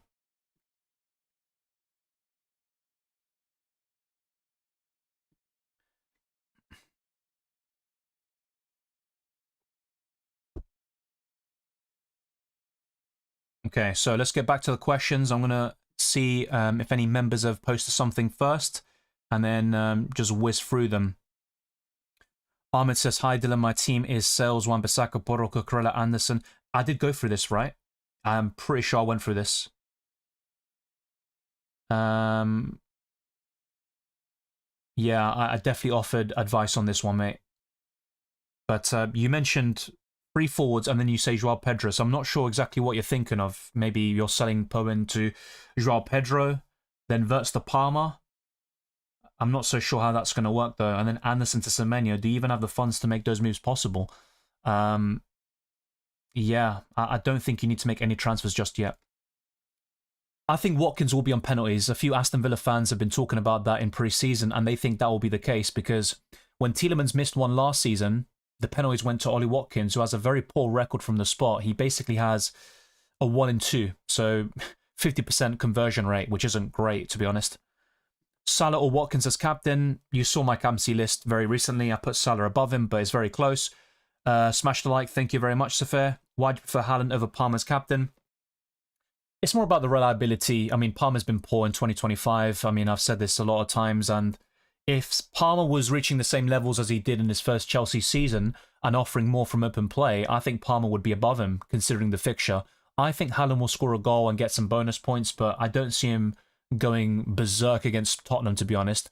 And that's why I talked about the possibility of changing my rankings, where maybe Palmer would be above Haaland, the same goes for Watkins and stuff like that, and Haaland would be 4th or 5th. So I don't think there's much in it, but Haaland probably guarantees you the return more than Palmer this week. Start Anderson or Porro? Porro. And the same here. I would start Pedro Porro over Wan-Bissaka. Maybe. João Pedro's never scored against West Ham in his career. But there's a first time for everything, right? I think Friday would be quite good if he does it tonight, obviously. Dylan, is Semenyo a set and forget? Depends. I mean, a lot of people will buy him in based on that 15 points against Liverpool and then expect him to do the same against Wolves. I don't think that'll be the case, but he should be quite consistent over the course of the season, and he's fixture-proof, so that's the main appeal about Semenyo, but it can also make him difficult to bench at times. Watkins is not injured. I'm not sure where you got that from, mate. What about Semenyo? Well, what about him? I mean, I can't have everyone, unfortunately. In terms of the players to replace and die, that is definitely a shout, to be fair. But, yeah, I mean, it's kind of an awkward one because I think the most likely avenue for me is to replace Frimpong with Gabriel, and then I'll stick with Kudus as my Ndai replacement, but I'd probably need to make that transfer tonight. That would mean a very early move, and of course, a lot could go wrong with that sort of thinking and approach. If Palmer can't score or get some assists against that West Ham defence, then he's going to be out of my team from Gameweek 3. I always try to urge patience and caution, especially when selling assets of that quality, but Palmer has been poor for a while now. Twister Parky says, wait, you said don't do 2 Burnley, so not Dubravka and Estev. I mean, long term, I don't like it. It's one of the reasons why I went for Reinildo instead of Estev. For this week, I think it's fine to go for a double up, but in my opinion, for those that are asking me the question, should I start Sells or Dubravka, but I've already got Estev playing, I'm going to say start Sells and balance your team out defensively instead of going all in on Burnley defensively. But look, my prediction's 0-0 in that game, so if you wanted to go a little bit riskier, I don't think it's a bad strategy. I'd just rather balance things out a little bit more, though. He will now take corners for Palace. Munoz? I think so. I actually had a list of all the set-piece takers, which I talked about in my original predicted lineups video for Gameweek 1. So if I can just get that up now. So for Crystal Palace, yeah. On corners, I think Munoz... I think, yeah, direct free kicks is an interesting one because Eze was always on them. So, yeah, I think Munoz could have something else now. With corners, I don't think it's necessarily the case. You've also got Hughes, Wharton, and Borna Sosa who can take them. But, yeah, I think Munoz is an outside shout. I'd be interested to see the free kicks, though. Could it be Ismail Sarr? Could it be Wharton? Could it be Munoz himself or Mateta? That's something that remains to be seen, but that's an interesting question to ask for sure. I think Watkins is a great captaincy option. He's highly rated by me, but I just have a bad history, which might put me off in the end. Do Arsenal short-term fixtures not put you off? Like I said before, Arsenal are quite fixture-proof. They went to United under tough circumstances. They got a 1-0 win despite playing poorly, and Gabriel has scored against, Liverpool away, Man City away, Tottenham away in the past. So I don't think it's a bad pick in those weeks. But yeah, it does put me off a little bit. I won't lie to you. And could he blank against Leeds and then return against Liverpool? It's definitely possible. And in terms of DEFCON, I think Lacroix is definitely better than Gabriel and Saliba. So Anderson or Pape Sarr for the fixture? I'd start Anderson. I just think Anderson guarantees you the defensive contributions. He was so close to getting it last week. I think he will do it this time round. And Pape Sarr, will play in a more sort of advanced role in the midfield, but Spurs should play a 5-3-2, and Pape Sarr can score. You know, he's done it against Man United, Arsenal in a preseason friendly, but yeah, I think from these two, it'd be Anderson in most game weeks. Play smart and hope for luck in FPL. FPL's a marathon, not a sprint. That's pretty good advice, and thank you, Keith, for moderating the chat again. Alfie players, I hate to say it, but spamming like that will not get you anywhere. Replace Palmer for Saka. I mean, this week I do prefer Saka, but selling Palmer is always a risk. I've never heard anything about Gakpo being injured, to be honest, mate. He should start. Who to bench between Estev, Dorgu, and Kudus? I would bench Dorgu. That's a difficult one, though, because I went for a 1-0 United win, so that could age horribly. Mitoma or Ndai to bench in draft? I'd start Mitoma at the moment. There's no early team news for West Ham, I think. If you do see anything on Twitter, though, let me know, and I'll have a look. But yeah, this poll is really close. 30% have gone for Gabriel, only 13% for Saliba, but basically almost half of you are going for an Arsenal defender in this poll. 28% are saying Munoz and Rodgers, which could also be Semenyo, by the way. Frimpong to Nuri is also joint second in this poll. It's a really close one, and it's got almost 700 votes. We are also getting closer to 200 likes. Let's be sure to do that before the end of the stream. Be sure to share, subscribe, all that good stuff, and thank you for tuning in for another deadline stream for FPL, and join the Discord server. It is a great community to be a part of, and you'll get a lot of different updates for FPL. Everything you need to know in terms of points, goals, assists, lineups, price changes, it's all there in that Discord server. Start Porro or Anderson? Pedro Porro, like I mentioned before, mate. There's no update on Mark Guiu, but I don't think he'll start. Hiya, mate. Hope all is well. Adingra or Chris Wood? I'm going to say Adingra this week. I'm also going to make one change to my predicted lineup, I believe. Yeah, so I'm going to put Tosin Adarabioyo in there over Achimpong. So let's see how right or wrong I get that. So let's get him in there. And I'm going to show you the lineups one more time, what I believe will be the lineups for Game Week 2.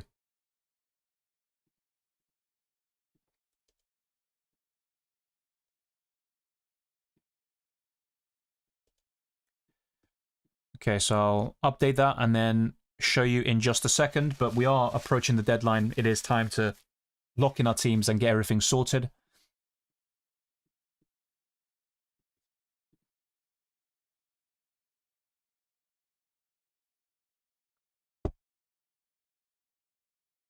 Okay, so I'm just going to have a quick look at Twitter, see if there's any updates, or any team news as people asked about West Ham or Chelsea.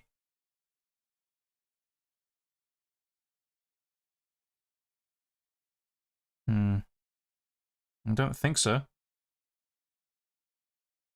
I don't think so at all, mate.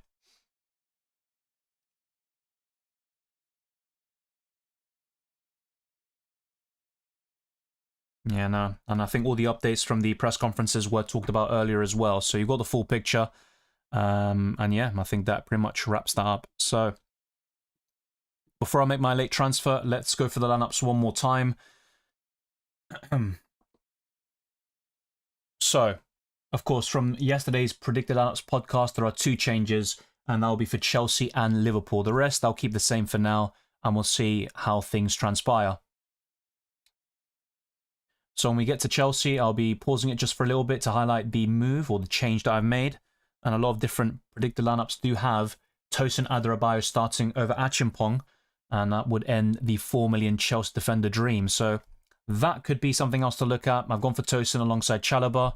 Then it's between James or Gusto as the right back. And we should get that Chelsea lineup very soon, actually. Maybe I'll still be going live by that stage. Live with Liverpool as well. Frimpong out for the next couple of weeks. I don't think Conor Bradley is quite ready yet, so it does make sense for Dominic Szoboszlai to start at right back. And we could see Gravenberch and McAllister in the central midfield positions. And I think Gakpo, Wirtz, Salah, Ekitike will all start. With Man City, there's always a headache, so let's not even go there again. And I think you can see the rest there as well. All the commentary was provided earlier today too. And if you have any thoughts on it, leave it in the comment section, the live chat, and all that good stuff. There's also my Discord server, X, Instagram, Blue Sky, and those links are found in the description. So, who are you going to go for to replace Frimpong for those who own the Dutchman? Is it going to be Gabriel? Will it be Saliba, Reine Nuri, or somebody else entirely like Daniel Munoz, Lacroix? Someone mentioned Matty Cash earlier. Virgil van Dijk shouldn't be discounted as well. Pedro Porro, for those that don't own. I wouldn't buy him this week, to be honest, but there are a lot of different avenues in terms of replacing Frimpong, and I'm currently going for Gabriel, which is maybe a bit boring and biased, but there you go. I'm going to end this poll as well, and Gabriel is the winner, only just, with 30% of the votes. In second is Munoz Rogers, and also tied with 8 Nuri. Saliba's in last with 13%. So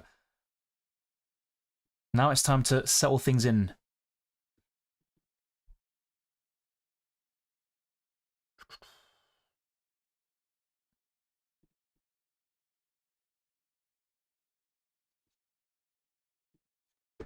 Bench 2, Gabriel, Porro, Reinildo, Wan-Bissaka, De Kuyper. Come on, you're never going to bench Gabriel, right, in this week? I mean, from those players, I'd bench Aaron Wan-Bissaka and I'd say Pedro Porro. It's a tough one this week for me. I'm currently going for Sanchez, but that could be a late change as well.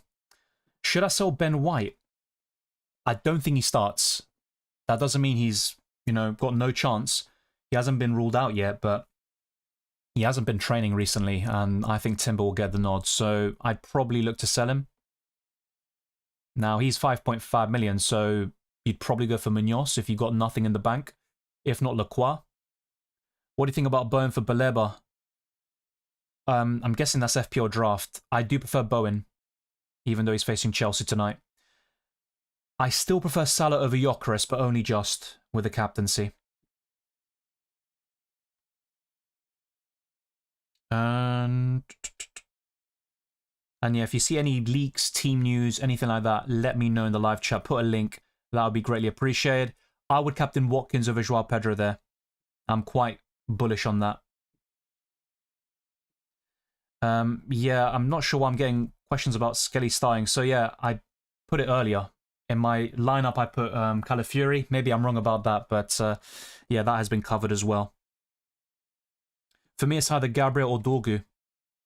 Wow, that's interesting. I thought you would have gone for 8 Nuri or something like that. Maybe you got him already, but yeah, I think the thing I like most about 8 Nuri is the fact he got DEFCON points against Wolves. That was an easy fixture on paper, so to speak. So I think 8 Nuri could be quite good in terms of a lot of different avenues. Yeah, Ampadu might be injured. I mean, I need to check that. Like I said, there's a few bits and bobs that I haven't been able to see today. So maybe that could be another change. Expect Sean Longstaff to start over Ampadu, or Leeds go to a back 5 and start Biol over Ampadu if he is indeed out. But I'm not sure if that's the case, to be honest. I haven't seen that. So yeah, thanks for pointing it out. Dylan, is there a 4-point family and forward besides Mark Guy who could start? Not really, mate, is the honest answer. Krupi Jr. could get points off the bench, but that's about it for now. Thoughts about Wirtz? He's a keep, which was discussed earlier today and in my Transits podcast earlier in the week. Rogers or Semenyo long term, very close between them. I still think Rogers, but not by much. Best FPL challenge players, I'll talk about this after the deadline, but I went for Raya, Ballard, Palmer, Salah, Watkins and Haaland at the moment. Hi Dylan, Sells or Dubravka? I would start Dubravka this week. Captain Haaland or Joao Pedro? Haaland. Start Agbadu or Diouf? Probably Diouf. What about Frimpong to Cucurella? Yeah, if you don't have that Chelsea defensive coverage, I think Cucurella is absolutely fine, but he's not an option for me because I've already got triple Chelsea. Murillo to Calafiori? I would not go for Calafiori, no. Lewis Kelly could start and Calafiori's injury prone. If you want an Arsenal defender, go for Gabriel or Saliba. Hey, start Williams or Esteve? Already have Murillo. Esteve. Fulkrug or Ivanosin? Definitely Ivanosin for me. From those two is close, but I have ranked Palmer slightly higher. And maybe not captaining Palmer today will be a mistake. After Gameweek 1, what have you learned about the Premier League and FPL? That it's only just begun and we can't draw too many conclusions. I think that is probably the main takeaway. But yeah, Sunderland impressed me. I mean, I never expected them to win 3-0. It's early days though. Yeah, Tosin's a difficult one. I think based on what Maresca said today, I think he does start, but it's quite close between him and Achimpong. Matoma or Ndai, as covered earlier, it would be Matoma. So Ndai, maybe to Cunha. If you can afford it for free, then yeah, I think that's a decent transfer. So a lot of these have been answered already. Hi Dylan, does Palmer cook if Esteval starts? I think Palmer can do well even without him. I mean, in the Club World Cup, he put in some great performances without him, so yeah. They look really good when playing together. Palmer's playing with more freedom, so they couldn't double up on him. Yeah, I think that blank by Palmer would have put a lot of people off the captaincy with Palmer, but it might be one worth looking at against West Ham. Yeah, early kickoff for City Spurs. Never back the early kickoff, as Gandhi says, but yeah, Haaland, I think, will score, but not get a massive return. So you could arguably put him 4th or 5th in my captaincy list, maybe even 6th, actually, but he's one of those players that almost guarantees your return when he's in that sort of form. Yeah, with Eze, he's not going to play in Game Week 2. I think it's probably worth selling, actually, at least in the short term, which isn't ideal. My rule of thumb is never back the first game captain. Well, in this case, though, it would be Palmer versus, well, yeah, Palmer against West Ham or Joao Pedro. But yeah, I think a lot of people have this sort of thing about early kickoffs on Saturday lunchtime. So that would be obviously Spurs versus City. Thoughts about Verts? I covered that, mate. Sorry. Captain Salah or Semenyo? Yeah, Salah for me. I still like Semenyo, but for a captaincy, it's Salah all day long. Dorgu or Nico Williams? For this week, I'd take a punt on Dorgu. Jokeres captain, let's go. Yeah, hopefully it goes well for you, mate. Semenyo to Verts, I would keep what you have, mate. Ricardo Lowe says who to start, Borro or Milenkovic. Already have Nico Williams in the starting 11. I get that. It's not an easy decision. I'd probably go for Borro for the attacking potential, but Milenkovic can get DEFCON. So it's not an easy.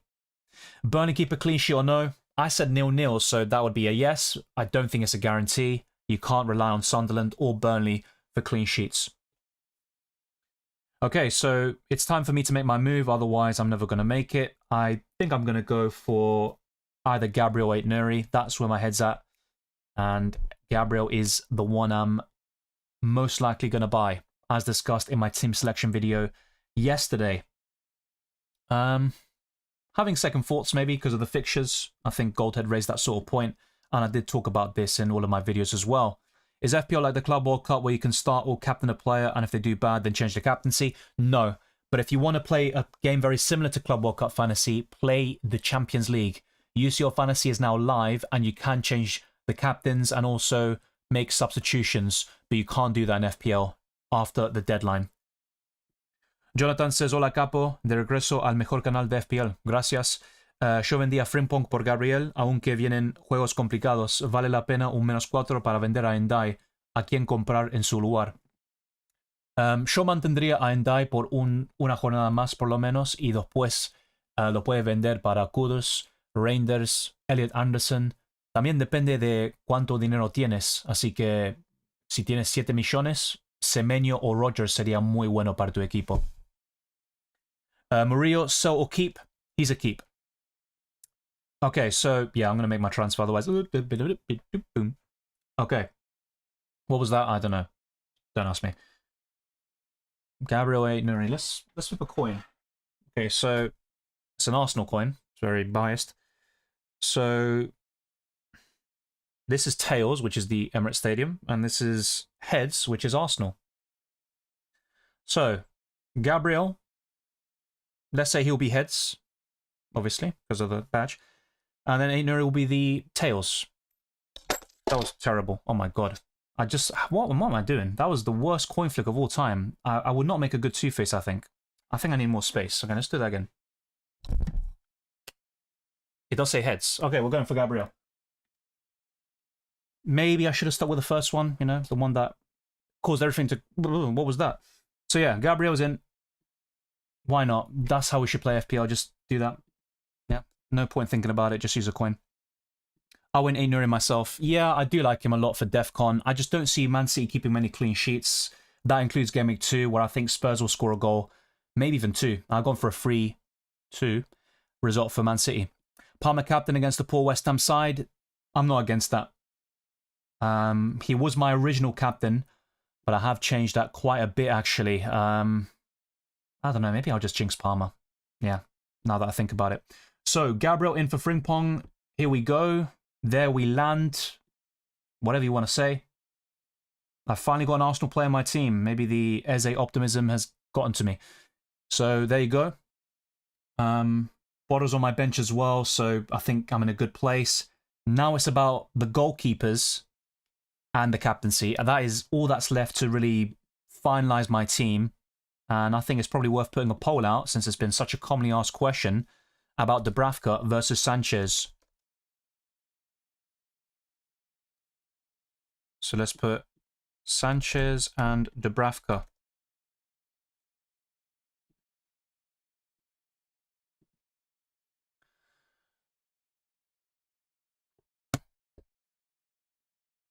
So let's see what you lot vote for. And if I have time, I might do a captaincy poll as well. But there is one already up on my channel. I don't like when Palmer drifts to the left. Yeah, people have said that a lot in the comment section. I completely get it. But to be fair, I think if Esteval starts, that could really help Palmer, as a few Chelsea fans have mentioned. And Stevo is a Chelsea fan. He says, thanks, Dylan. Good luck this week. Thank you. Let me know if you're captaining Palmer, and all the best for the weekend. Pick up. Williams, Bodder, Richards, bench one. Good question. I would bench Pedro Bodder this week. Probably not going to sell anyone. Going to roll the transfers. I would have done the same thing if Frimpong didn't get injured. I mean, well, I would have possibly done it because I was still considering Gabriel and Ait Nuri beforehand. If Saliba's better for DEFCON points, why are we considering Gabriel? It's because Gabriel offers more attacking threat, and I just think with Saliba, I think Mosquera could also come in occasionally, and whilst Califuri can also do that as a left centre-back, I expect Kivior to leave the club, so in terms of replacing Gabriel, it might be a bit more difficult. Now, the big downside maybe to the Brazilian is that he came off the back of a long-term injury, and Arteta talked about this today in the press conference, so he said he's in a great place, which is obviously good news for Arsenal fans, but yeah, it's maybe worth considering, and Gabriel could have a rest when you least expect it. I used a digital coin toss. That's better, because you're not going to mess up your screens and stuff like that. Yeah, I didn't do a great job first time round. It's a rookie mistake. I'm going to risk it. Gabriel, my captain. I really hope it works for you, Amin. It's not something I'd recommend.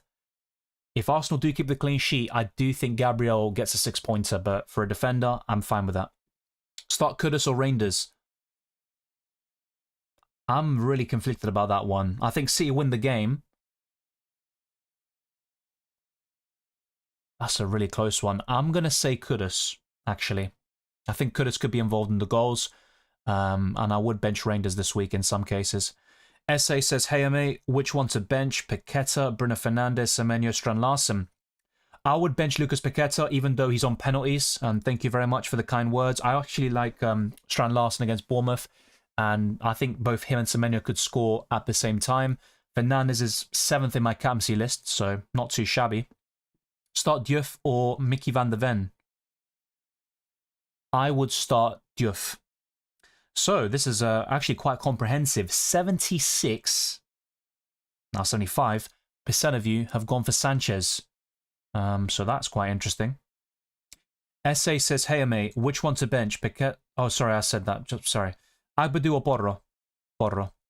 So I would bench Agbadu, just to make it clear. Alfred says, pick one in Die or Dewsbury Hall. In Die. Wan-Bissaka or Van der Ven? I would start Wan-Bissaka, and I would start Nico Williams over Van der Ven. Nico Williams or Esteve? For Gameweek 2 only, I would start Esteve. Bench one from Bodder, Richards, Williams. I would bench... Yeah, as I mentioned before, Bodder. Yeah, I'm a bit conflicted about that one, but that's where I'd probably land. Thank you, Punjabi. As he says, let's smash the like button, subscribe. Let's get this to over 200 likes on YouTube. We are very close to that already. And yeah, very soon we'll be locked in. But the fun doesn't stop there, because I'll be covering FPL Challenge. And yeah, if we get to even just 5 super chats, I'll be going live for even longer. So thank you to those that sent some in. And yeah, let's see if we get anything more. But now that all that's left for me, I think, is the captaincy. And that is all that she wrote, basically. So I'm going to end this one. Sanchez is the clear victor. That's not going to change anytime soon. And now I'm just going to put my captaincy options in this poll since I already put one in the community tab. So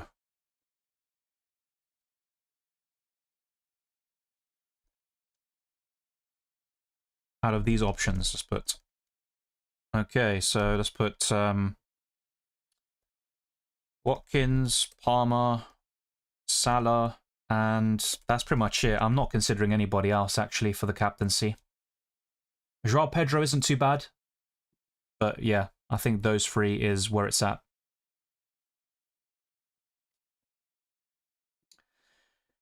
Virtual Gakpo, it's close. I mean, I went for Gakpo because he saves 1 million. He's also the inform Liverpool attacker from pre-season, so I'd probably lean towards him, but there's not much in it. Frimpong or Esteve? I'm not sure if Frimpong starts. I did make a late change in my lineups today, and I put Tosin Adarabioyo instead. I'd probably go for Esteve. I was unsure about Watkins' captain. Thanks, Dylan. Yeah, look, there is a chance I make a late change, and that's mainly because of my history of Watkins in FPL. I haven't had many great memories of him, but maybe this weekend could be different. Ekatike or Watkins? It's definitely Watkins this week for me. I think Rotter's decent. I don't mind him for Gameweek 2. But when you see the likes of Reinders, maybe Elliot Anderson, and all these other choices, it does maybe pique your interest and you might consider going in a different direction. Start Sells or Dubravka? I'd lean towards Dubravka personally, but only for Gameweek 2. Daily Clip says Raya and Evanussen or Dubravka and Watkins. Dubravka and Watkins for me. Close though. So yeah, Goldhead says, well, Captain Watkins or Watkins captain, let's go. Yeah, I'm having second thoughts about it, I'm not going to lie. And that's really just a ownership bias thing. So Palmer, Watkins as captain. I did put Watkins, I think, 6th in my list, which might be a little bit too low. And Palmer was 3rd. But yeah, I think that top 6 is definitely interchangeable. They're all very close together. But yeah, with Palmer, he's got a great fixture. I also think he's got the potential to score well. I just don't like his performances in 2025. Watkins or Haaland captain? It's really close, I'm not going to lie. I'd probably say Haaland, but not by much. Yes, I showed my predictions earlier, I think twice maybe, if I'm not mistaken, but I'll go for it after the stream is done, or the deadline's done. Start Dieu for attacking threat or Esteve? I'd go for Esteve here. Urbina says, I captain João Pedro. Good luck, that looks pretty decent.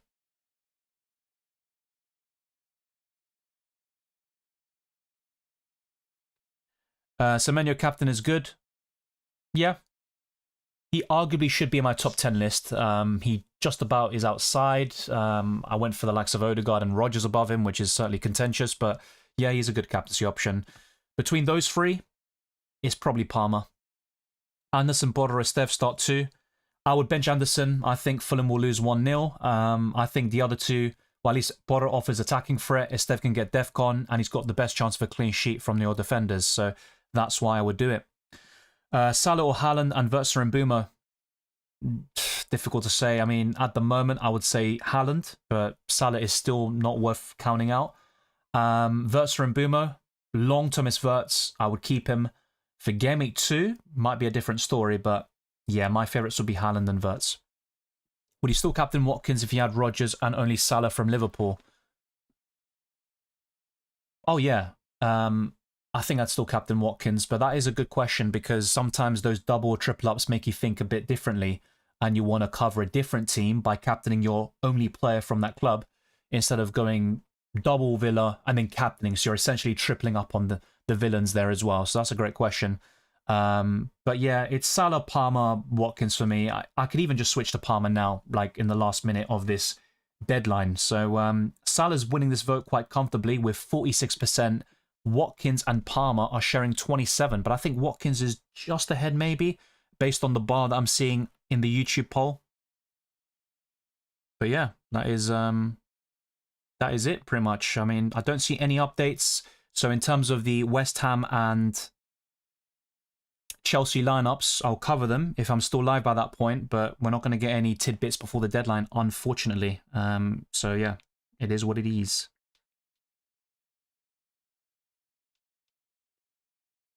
Porro or Dorgu? I prefer Dorgu this week, actually. Gamble on Gyökeres captain or stick to Salah? My gut's telling me to captain him. I prefer Salah. Yeah, I prefer Salah. Yeah, Saka's my favourite captain of them all. Maybe because, you know, of the team I support, but there you go.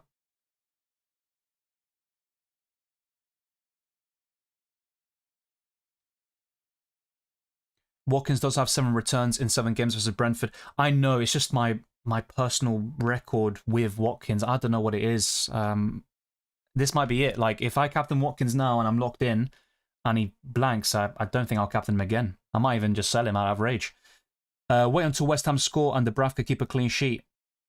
And this is coming from a Chelsea fan, by the way. I don't say it. Bench Rodgers, Reinders, or Gakpo?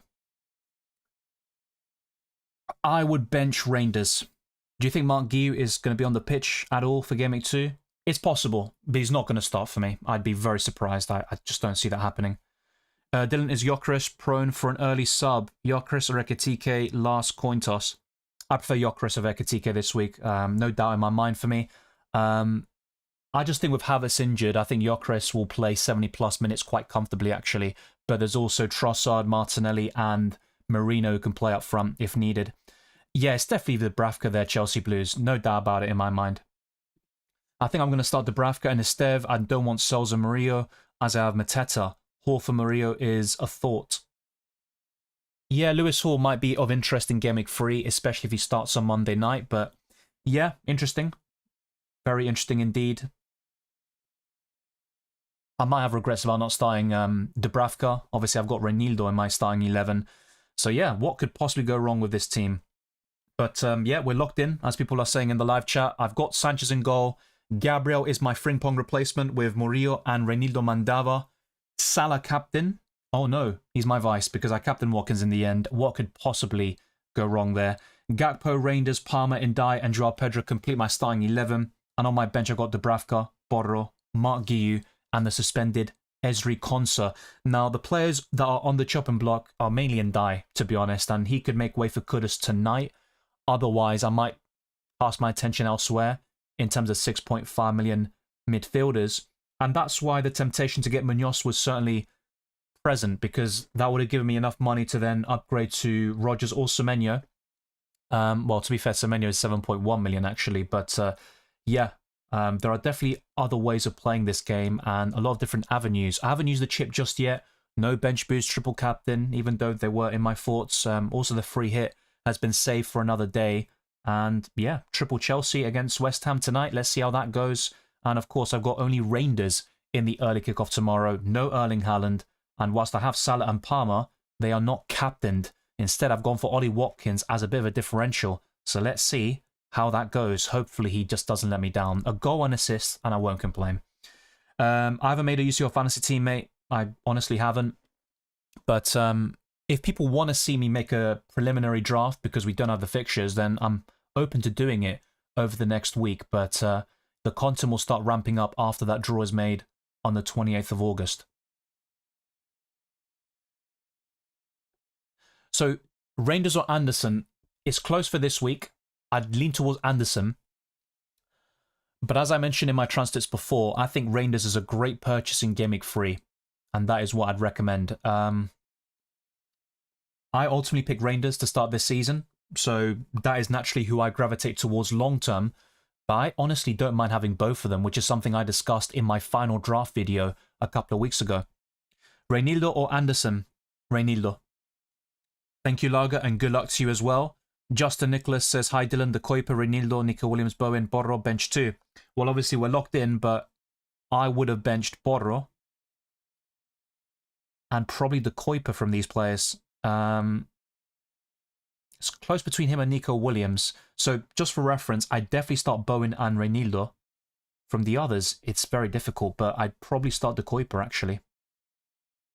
Yeah, De Kuiper and Reinildo. That looks pretty decent. Yeah, locked indeed, Genius Gamer. Good luck, Safir. And obviously you asked for my predictions now that I remember seeing your name. And let's end this poll. Where Salah was the winner with 42% of the vote. Watkins was second with 31%, and Palmer last with 27%. So you can see these graphics here on screen. I've gone for 3-1 Chelsea tonight, and from an FPL perspective, I'm hoping they keep a clean sheet. So benching Dubravka might be a mistake because I went for 0-0 in that game. Hopefully that isn't the case. Man City 3, Tottenham 2, Bournemouth 2, Wolves 2, Brentford 1, Aston Villa 2. Yeah, obviously Burnley I just mentioned. Arsenal 2, Leeds 0, Crystal Palace 1, Nottingham Forest 1, Everton 1, Brighton 2, Fulham 0, Manchester United 1, and then Newcastle 2, Liverpool 2. I'm also going to let this play out, and you can see the other graphics, and very soon I'll be going to FPL Challenge. For those that have been asking, I'm going to show you what I'm currently going for. And yeah, it's quite interesting in my opinion, eh? Yeah, not too bad. So let's get that show on the road. Watkins is my highlighted player. I talked about holding him in my transfer tips. He's in my top 6 captaincy options. He is my captain. Come on, Watkins, don't let me down. Just for once. Yeah? Once. Don't let me down. Against Brentford away. But you see the clean sheet odds on screen, and now the top 10 captaincy options. And like I said before, this was made early in the week, and the top 6 is quite fluid. I think there isn't much to separate all of them. And let's go to FPL Challenge, because that's another one that's very difficult to kind of choose. I got 64 points last week, by the way, which is more than my FPL team. This week, the challenge is called Promoted, so any newly promoted players will get double the number of points. I've only got Ballardo facing Burnley away. Raya is my goalkeeper facing Leeds. Then I've got Salah and Palmer in the midfield. I'm not going to captain Watkins here because that will be going all in on Watkins, and I don't want to jinx him. I really need those points. So, yeah, instead of Ollie, as I'll call him right now, I think I'm going to captain Cole Palmer here. So, yeah, we'll see how that goes.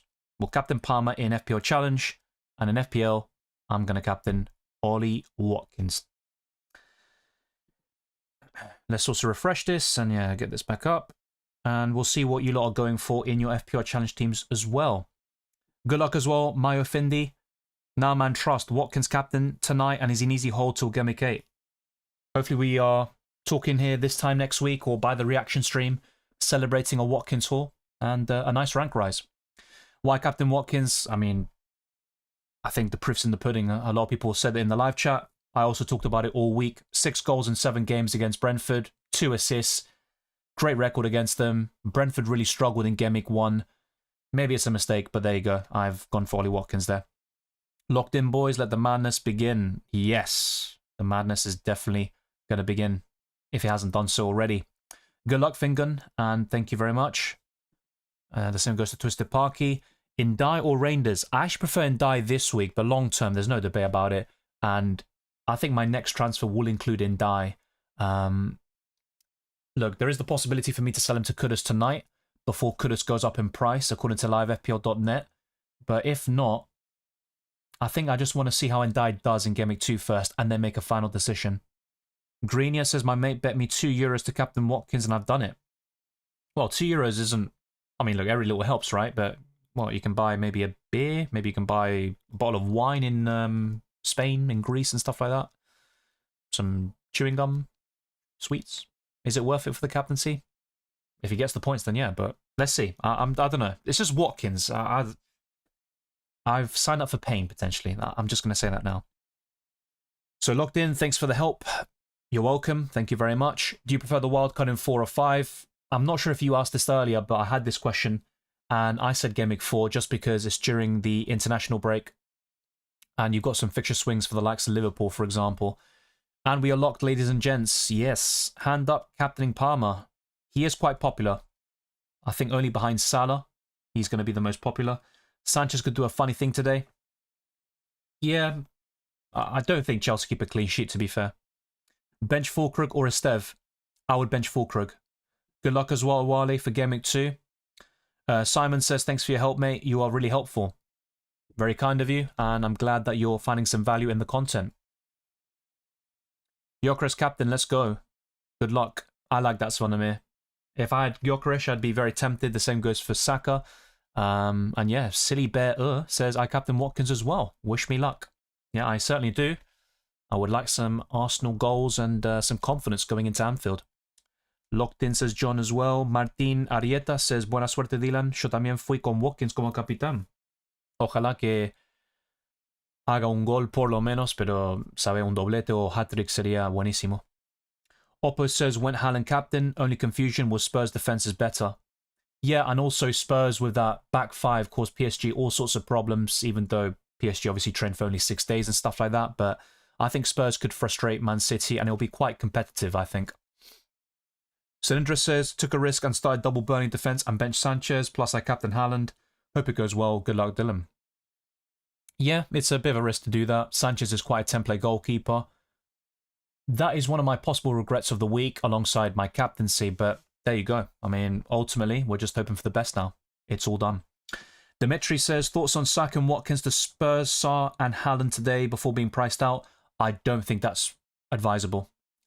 Pape Sarr isn't a guaranteed start in the future. Tottenham Hotspur are actively looking at midfielders. So in a lot of games, we've seen Pape Sarr as an attacking midfielder or playing more advanced. I think someone like Eze or Morgan Gibbs-White would have played there for them, and they're still looking in the market. So I don't think that's really secure long-term. And as a duo, I take Saka and Watkins all day long. We had similar predictions to Safair. Yeah, not too shabby then. I think Twisted Parky has put his. I'll go through them in a minute. I got Fulkrug in my team and got 1.5 in the bank. Can you suggest a replacement for 7.5 for the upcoming fixtures?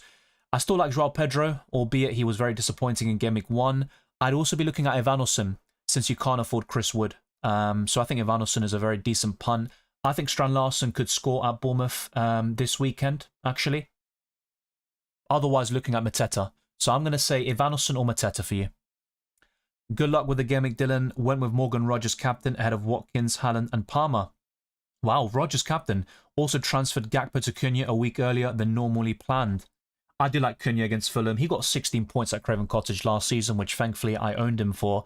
And you know what, Fenerbahce? How about Rogers and Watkins both get braces and we get some points? Maybe Watkins gets an assist as well because he's a forward. I need those extra points, but yeah, I'd sign up for that all day long. Yeah, locked in Svonomir. Twister Parky says it's lineup dependent, but going 2-1 Chelsea, 3-1 City, 2-1 Bournemouth, 1-0 Villa, 0-0 Burnley Sunderland, 2-0 Arsenal, 1-1 in the Palace Forest game, 1-0 Brighton, 1-0 United, and then 1-2. So 2-1 Liverpool. Yeah, my predictions are quite similar in just some of those. Maybe we're a goal off in certain cases. Can anyone recommend a Serie A fantasy football? Yeah, I heard that the official game got cancelled this season, which is a shame. I heard good things about it. Watkins is either a golden choice or just pure pain. Yeah, there's no in between. Look, if he gets a goal on bonus points, I'll take it, but we probably need more to outscore Palmer, Salah, and Haaland. So Salah, stroke of genius and brilliance, or you're just an absolute mug. Delete your channel. That's what we're going to get in the reaction stream soon. So many Fantasy League options. Yes, which is good. That's only a good thing for FPL. I think the pricing has been quite decent this season, even though there are obviously a few mishaps here and there. Yeah, there will be double gimmicks this season. Yeah, I haven't even done this yet. What I might do is, yeah, you know what? I'm going to do this, I think. We're going to go to the lineups, and I'm going to just put the chip strategy graphics on screen. So just give me a second. And let's get this shit under it. So chip strategy video. Hopefully this doesn't cause any performance dips and stuff like that. Okay, so let's put chip strategy. Bear with me for a second. Okay, that should work. Okay, whoa. I'm just going to keep that up for a little bit. Then I want to create a separate scene. Okay. Because I do have this on my other device, but not on this one. So yeah. Let's also put this. Okay. Bob's your uncle. I'm going to duplicate this, and we're going to call it chip strategy. Okay. Let's see how that goes. I'm going to delete all of these as well. So yeah, just give me a second, lads and lasses. Let's see if I can go through this. Okay. And yeah, we can put my camera back. So how do I do this? So we use this tool. Okay, and this is what I'm going to do now. You're probably thinking, what the hell are you doing, mate? But yeah, I'm just doing a bit of improvisation on screen and getting this on screen, on stream, whatever you want to say. And now let's go back to chip strategy. What are you doing? And then we're going to paste this, and then Bob's your uncle. There we go. Yay. So yeah, I did have all these slides ready for chip strategy. I made a video on it, so I'd highly encourage you to check that out. But yes, there will be double game weeks. These are the proposed blanks and doubles for the season, and it is subject to change. So blank game week 31, it will be a clash with the Carabao Cup final, and that will cause a blank. The two finalists and their scheduled opponents will not feature. For double game week 33, teams that blank in game week 31 or 34 could double in 33. Then we get blank game week 34. So similar to last season, the FA Cup semi-finals will take place during game week 34. Clubs that reach this stage will have their fixture postponed and either double in game week 33 or 36, and that obviously leads into the final double game week of the season in 36. So teams that blank in 34 will double in this particular match day. So hopefully that helps you. So expect 33 and 36 to be double game weeks. Which one will be bigger? It's hard to say at this point. Maybe double game week 33, I think. And I do have like the best time to use every single chip for the first half and second half of the season in that video. So be sure to check it out. You got a tet on the thumbnail, and yeah, it's quite easy to find on my channel. And yeah, you can ignore the well, not ignore, but my points and gaming stuff isn't there at the bottom, but who cares? It's the chip strategy stuff, and that will be updated in due course. But let's now go back to my team. But yeah, now finally I remembered to put the chip strategy stuff there. So this is my FPL squad. I bought in Gabriel this week for Frimpong. I've benched Pedro Porro, Robert Sanchez over Dubravka, and I haven't captained Palmer. Not Haaland, because I don't have him. No Saka or Gyökeres. No Salah. Whatever. I've captained Watkins, so we'll see how that goes. It could be a recipe for disaster, or absolutely amazing. Would you sell and die for Kudus to avoid price changes? I talked about this just a few minutes ago. It's a possibility. I'm not ruling it out. But most likely, I want to see how Ndai does against Brighton, who he has scored against before, and he's done the seagull celebration. Really good stuff. I want to judge him fully after that, because it's difficult to make too many judgments and draw conclusions after one game week. John Walker said, that's the most boring-looking challenge team I've ever seen. Next, Punjabi says, I couldn't go Gyökeres because I was short of 0.1 million. Semenyo's risen to 7.1, and only choices to downgrade Rochester and Dio Kudus. Yeah, I get that. Someone did mention Semenyo before, and I forgot to even, talk about the 7.1 million, price tag. He went up in price a few days ago. So yeah, that's definitely a good point. And yeah, sometimes in FPL, it's just typical, right? You're so close to getting your ideal team or players for a certain game week at least, and then you're 0.1 off. According to Transfer Market, Watkins 6 goals, 2 assists in 7. Yeah, exactly. And then 1 assist in the Carabao Cup. Those were the stats I was referring to when making those conclusions. So yeah, just to let you know, the deadline is gone. So I will get rid of the timer because it's gone. Coffee43 says it ain't Eze. Nice one. Justin Nicholas says, ended up benching Bowen and Poro. Captain and Bruno as well. Hope it's a good decision. Good luck, Dylan. Thank you. And likewise, benching those two, especially Bowen, could be a bit, starting to get a bit shaky, you know what I mean? I can't even do it. Bloody hell, what was that? Captain and Bruno as well. Hope it's a good decision. I do like Bruno. Good record against Fulham. 5 goals, 1 assist in 10 games. The robot has returned. Yep, I like that. Cucurella, Pedro, and Palmer for me today. Excited. Well, I've got Sanchez, not Cucurella, but yeah, I'm hoping from a fantasy perspective that Chelsea do the business. But I wouldn't mind if they drop points again. Just saying. No offense to any Chelsea fans. I think you feel the same about us. FPL Challenge, my main team. Dubravka, Saliba, Salah captain, Mayunda, Wood, Ivanosen. Yeah, I like the look of that. Looks good. You've got a second team in FPL Challenge as well. What the hell? Raya, Ballard, Salah, Watkins, Joao Pedro, Haaland captain. Yeah, still looks pretty decent. Jakob says, hi Dylan, hope you're well. Would you recommend Semenyo or Reinders? For Game Week 2, it'd be Semenyo. Long term, though, I do like Reinders a lot for the price tag, and that's why I went for him. So yeah, Jadaka The deadline was 80 minutes ago, hence why throughout the stream I had a timer on, but of course it has passed. On a free hit instead of Reinders and Rogers, what do you think of Adingra and Pedro Neto? I'm not a big fan of Pedro Neto because of the goal record, irrespective of how he did in the Club World Cup, where he did very well actually. I just don't think he scores enough. So look, if he does well tonight, fair play. It's a differential, and I think Adingra is definitely a decent punt. But yeah, I wasn't really too keen on Reinders this week anyway, to be honest. I do like Rogers against Brentford away. I would have probably recommended Semenyo instead of Pedro Neto at the same price, though. World Fantasy Soccer Game, new app, have every fantasy around the world. Haven't heard of it, I think. I'll take a look. The lap is starting. Oh, so both the lap and Pedro start? So yeah, there you go. I already got a few wrong in the predicted lineups there.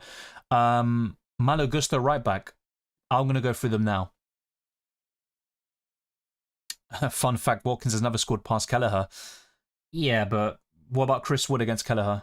You could say the same thing, right? I don't think he has before. And guess what? He scored a brace against him in Game Week 1. Different team. That was crazy, bro. Hats off to you. What was that in reference to? Thank you. FPL Blue Army says, do you remember me, Dylan? I always comment. I think so. Is that a blue for Everton or blue for Chelsea? Up the Toffees. I love that. I don't know why. In Gimmick 1, I did a Serie A game, but did not check it. Too many fantasies. Yeah. Well, I think UCL Fantasy, FPL, the Club World Cup, the Euros, the World Cup. I think that's enough for me. I also played Sky Sports Fantasy back in the day. Lots of talk about Palmer lack of goals, but nobody mentioning that Saka's one Premier League goal in his last 14 Premier League games. Yeah, I think both of them have been quite poor. With Saka, there might be a bit more leeway because of the injury, but I think Saka's more of an assister anyway. With Palmer, I don't know. It's just, the fact is, since January, he's got one open play goal in the Premier League. I'm pretty sure Saka's got more than that. Easy says there's a lot of changes of rank this game week, especially with the difference of captaincy this week. Yeah, I think it'll be quite volatile. So if you get it horribly wrong with Haaland, Salah, Watkins, Palmer, whoever it may be, don't be disheartened. There's still a long way to go. Of course, let's think positive. Let's think about positive outcomes. But just saying. Farzad says, hey Dylan, off topic, how many from these movies have you seen this year? I've seen Mickey 17. I've seen Sinners. The rest, no. I haven't seen Superman. F1. I might watch it tonight, F1. Yeah, 28 years later. I'd say Superman Weapons 28 years later is kind of like the priority. Haven't heard much of the rest, to be honest. I don't think Sesko starts.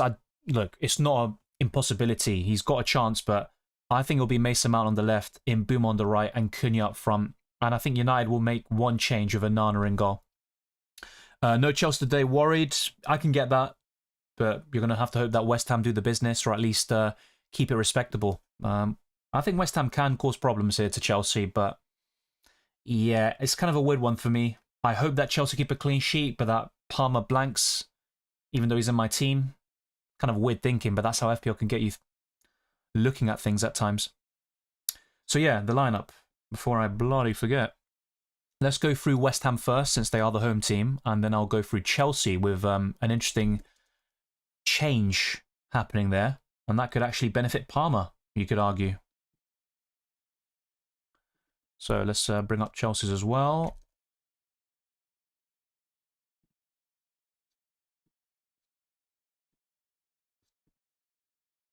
Okay. Let's start off with the Hammers. And in goal, I don't know why it's changed this, by the way, to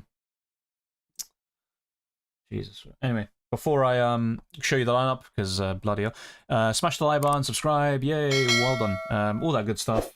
And yeah, hit the notification bell so you're always up to date with my content. And you can also check the links in the description. There's my Instagram, Twitter /X, Blue Sky.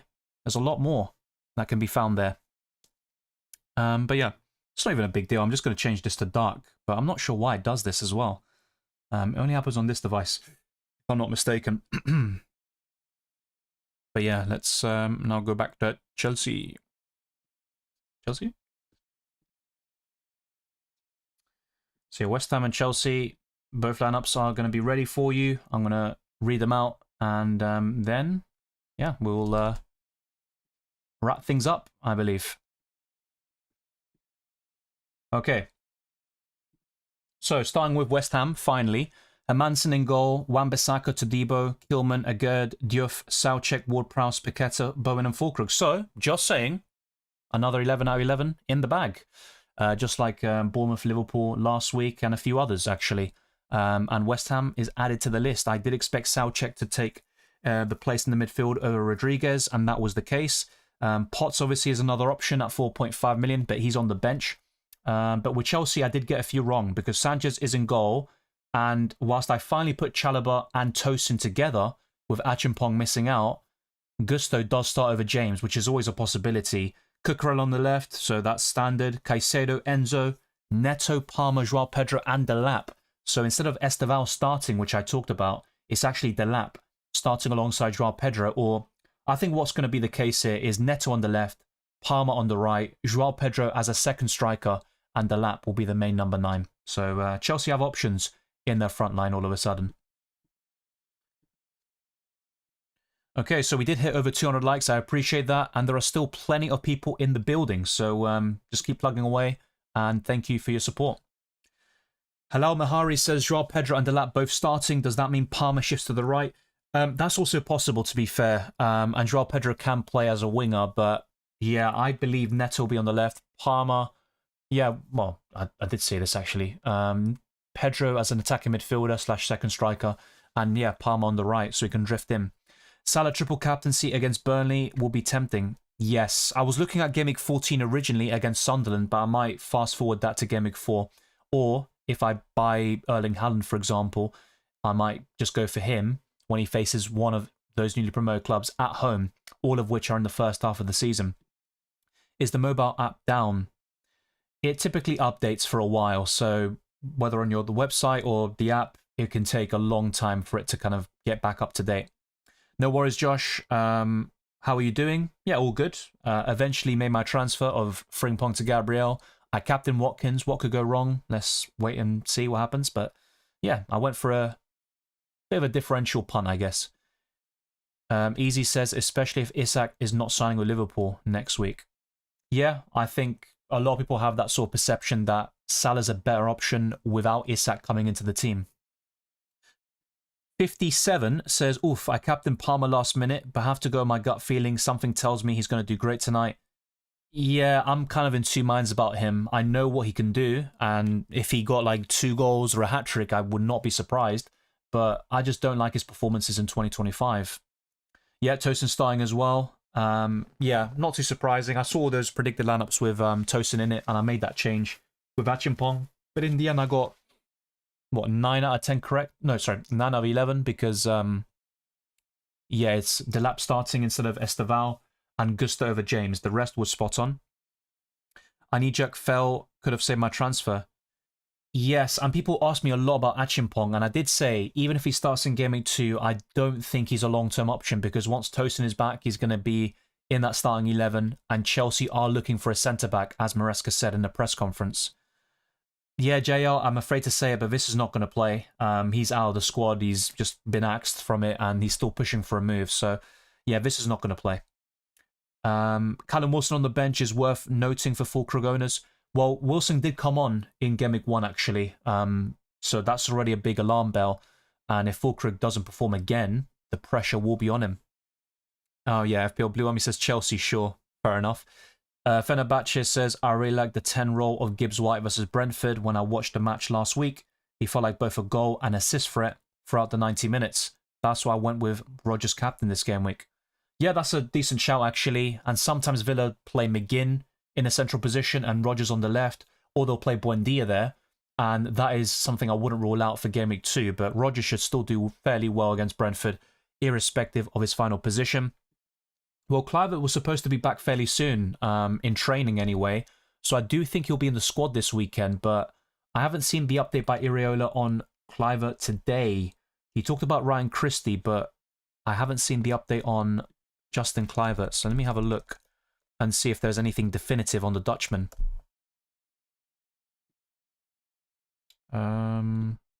So yeah, I think he said something yesterday, actually. Justin has done some things with us. He's in a more difficult position than Ryan Christie, but it's good news that he has started doing things with the group.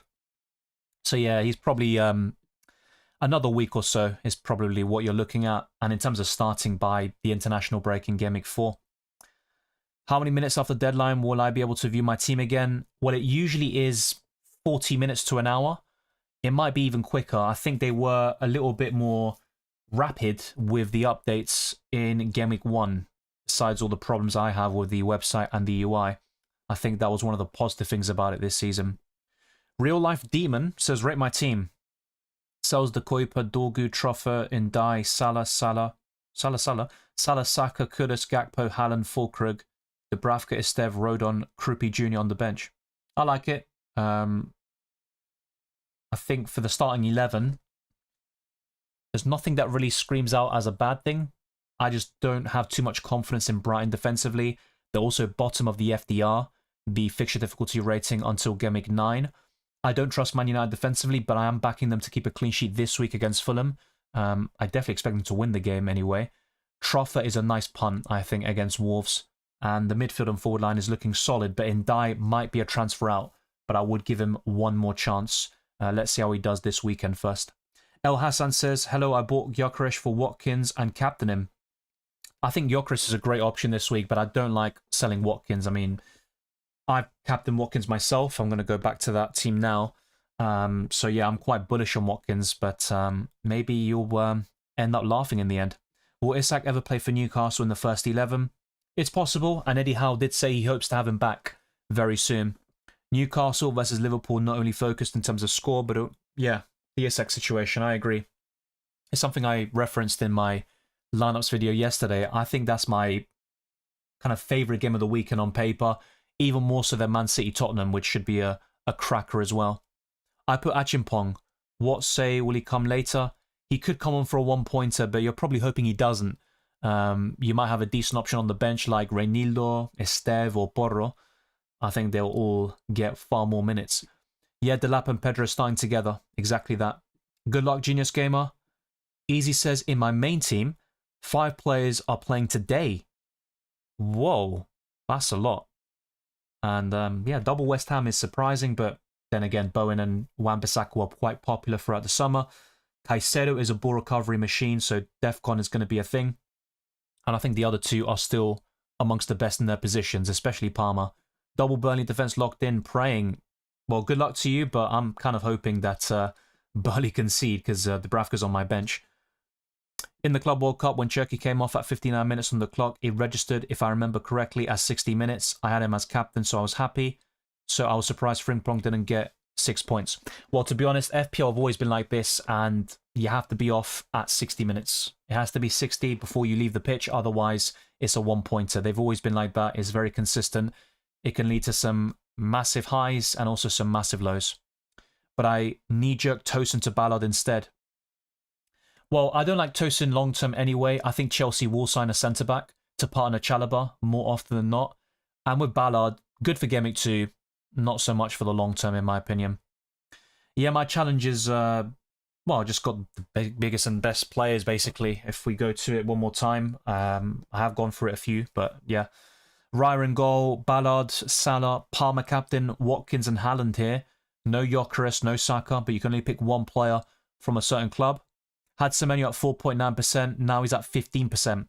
Welcome to FPL, mate. I had Reinders as well. When he was a relative differential, he had like 10% ownership. He's now got like 30 plus. So things do change very quickly. Everton signed Tyler Dibbling. They're signing a lot of players. I mean, Dibbling would probably play on the right. So that means Alcaraz and McNeil. Well, one of them could leave the club, but I think there would be nice squad options. So Everton suddenly have some depth in those areas. I wish I went Semenyo, kept away when Kluivert was out. Yeah, but no one expected that 15 points against Liverpool. That was a massive shock, but he's got a great record against the Big Six. Good luck, everyone. Likewise, Josh. Dylan, could you make AFC Bournemouth the first team when you put teams in alphabetical order? Will help my ADHD brain, please, and thank you. The thing is, though, like, when people say Bournemouth, do they say AFC Bournemouth? Not really. I get what you're saying, because their official club name has AFC at the beginning, but for example, if I go to the, was it Google or Premier League?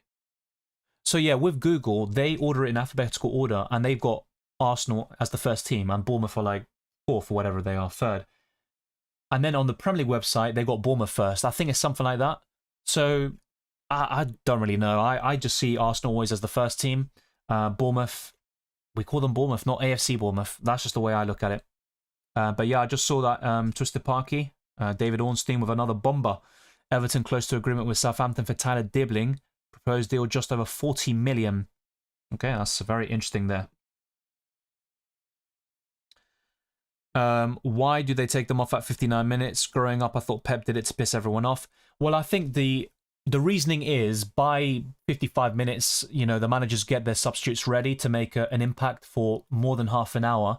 And typically you see subs made at 59, 60 minutes, which is why we have this sort of thing of the 2-pointers and the 1-pointers and this whole, you know, 59-minute man that we always talk about in FPL. But I think in the case of Frimpong, I mean, we know now that Frimpong picked up an injury, a hamstring problem, so you can understand that one. But with Kirkes, that's really frustrating because he wasn't injured. And once those two wing-backs came off, Liverpool obviously conceded to Semenyo. So, yeah, it can be frustrating, but ultimately the managers only care about their team winning, not about FPL points. I think there are some prediction tables in FPL app. Yeah, I haven't checked that yet, but it might have come across, actually, when I was browsing, but I just didn't have a full look at it. Transfer deadline, I'm going to predict the final Prem table. I challenge you, Dylan. Well, I did have a predicted table from June, but that would look a lot different now, especially after Arsenal signed Gyökeres and Eze. But yeah, there's still a lot more that needs to be done in the next week or so. So there are 9 days left until the transfer window closes, or 10 days, so let's see what happens. Hopefully we get a few more surprises and big moves and transfer sagas. The disadvantage of Defcon defense is if opponents not attacking so much, Defcon is useless. Yeah, but it's another avenue to points. I get what you're saying. The thing is, a lot of the times you're going to have more Defcon in the tougher fixtures, so it makes benching a Bodro away to City, or benching, let's say, Frimpong at home to Arsenal, or Van Dijk at home to Arsenal, it makes it quite difficult. Even Saliba and Gabriel, they might actually get more points against Liverpool than Leeds because of Defcon. So it's just how the game is now. Lau says, hey Dylan, it's good to see you again. My team is Sanchez, Petrovic, Ballard, Reinildo, Konsa, Gay, Nico Williams, Salah, Palmer, Kudus, Reinders, Anderson, Pedro, Watkins, Bowen. I like the look of it. Just a few players to maybe keep an eye on as a potential sell. You might consider at one stage downgrading a goalkeeper, actually, if you are in need of 0.5 million. But I think that would be... Yeah, it does seem like a bit of a luxury transfer. You don't need to do that. In terms of improving your starting 11 and stuff like that, maybe Bowen to Chris Wood or Ivanoson could be on the cards for you. And I think one of the key questions in your case would be, do you sell Salah, downgrade him to a 5 million midfielder, and then upgrade one of these forwards to Haaland? Maybe even go to Semenyo, Salah Semenyo, and you might have enough to go from Bowen to Erling Haaland. That's something else that you might weigh up in a few weeks' time. But for now, you don't need to make any transfers. Like Forest against Brentford, Murillo and Milenkovic only got 2 Defcon because Brentford not attacking so much. Yeah, they didn't get enough defensive actions to get those Defcon points, but I was quite surprised by that. I thought they would have been closer to 10, actually. Ben Doak, who is now called Ben Gannon Doak apparently, could become an option for 5.5 million at Bournemouth. Incredibly attacking, exciting young player after a £25 million move from Liverpool. Yeah, that is true. There are a few transfers, of course, that are happening over the next couple of days. I think that one was completed several days ago, actually. There's a lot to keep track of, and that would make predicted lineups in the future even more difficult, arguably. True, hopefully Frimpong plays on the wing when Salah is at AFCON. Yes, and if that's the case, I think he'll be very popular by that sort of stage. And the 5 transfers we get in AFCON will be so popular on the likes of Jeremy Frimpong. Defcon is good. They can go further. I've wanted defensive points for years. So many players are waste of time otherwise. Yeah, like I said, for example. So it's good to have more options. So the FPL site is updated already. So that's half an hour. I think they are a bit quicker this season. Watkins' numbers against Brentford did it for me with the captaincy. Yeah, same here, Fruit Plug. I just hope he delivers. Anish says, my team, Sanchez, Calafiori, De Kuiper, Lacroix, Palmer captain, Rangers, Wirtz, Cunha, Hallandra, Pedro, Watkins. Any suggestions? I don't like Calafiori long term. He's very injury prone, and Lewis Skelly will get some game time, so I'd reconsider that pick, but the rest looks really good for now. We wouldn't be talking up Anderson otherwise, for example. Yeah, I do like Anderson a lot, and that assist was brilliant, by the way, in Game Week 1. That's already a contender for assist of the season. I think that will still be quite competitive once we get to the latter stages of this campaign, but yeah, he'll be there for the DEFCON, and he's a good option overall. So there you go. I've covered all your questions, and it has been a blast for the past 3 hours. There's always a long one in terms of FPL deadline streams, and there are many more headed your way throughout the season. And keep your eyes peeled for the reaction stream. Most likely it will be on Sunday. If you want to be notified of when I go live, then subscribe to my channel, hit the notification bell, and also like. All of that stuff goes a long way to supporting FPL Dylan and also the Q&A. And there are many different ways to also get in touch with me and also the viewers by going to my Instagram, Twitter, Discord server, join the FPL League, compete with the others, and see if you can score the most amount of points. And hopefully we have the FPL winner in our league this season. There's also my FPL Challenge team, and yeah, there's a link in the description below to join FPL Challenge, and all your points from Game Week 1 will count, and there is many more, like the Spotify, for example. Leave a 5-star review. It would go a long way to supporting me, and I do appreciate those that have done so already. And you can also watch my videos on Spotify and also listen to it as a podcast. Tyler Dibblin to Everton, £40 million. Yes, it was, I think, pointed out by Twisted Parky, and I did read out the David Ornstein tweet. So yeah, that is an interesting one.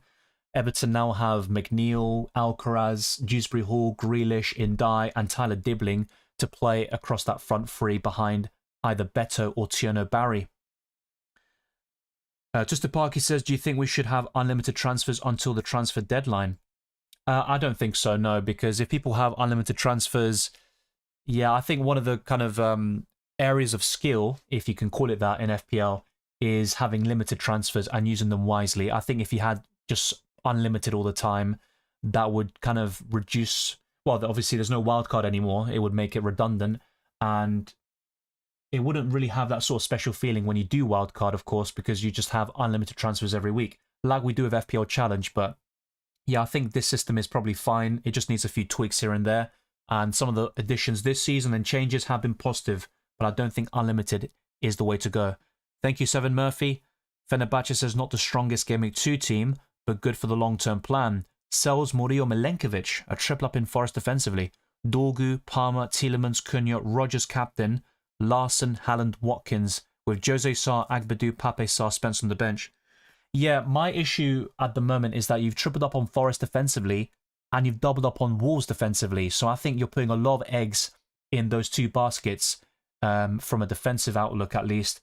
And I would encourage you to diversify things a little bit more there. But you have some really good picks in there, like Cunha. I hope that the Rodgers captaincy pick goes well for you, and your front line is looking very strong.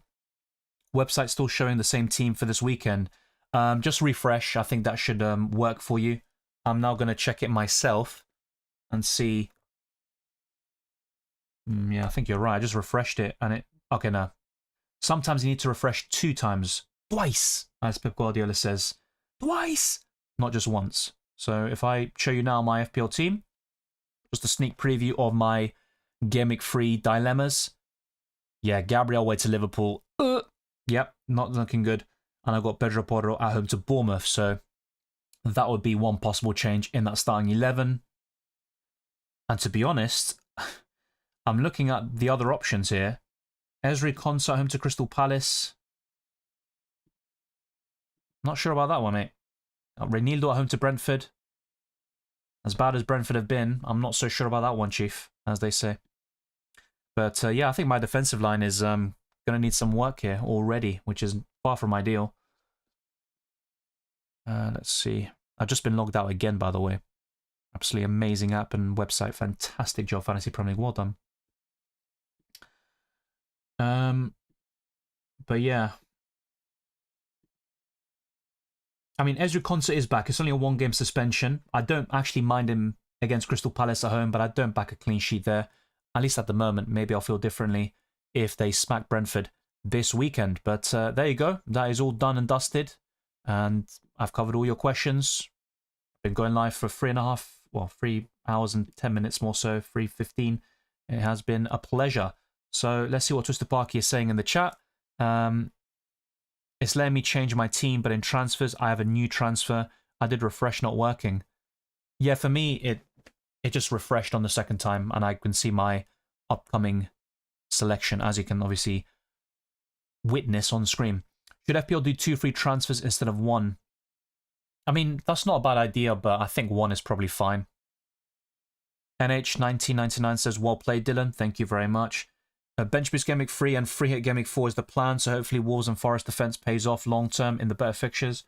It might do. I just don't see the Wolves double up working, to be honest. I think Wolves will be in the bottom 5 this season, and they are a relegation candidate.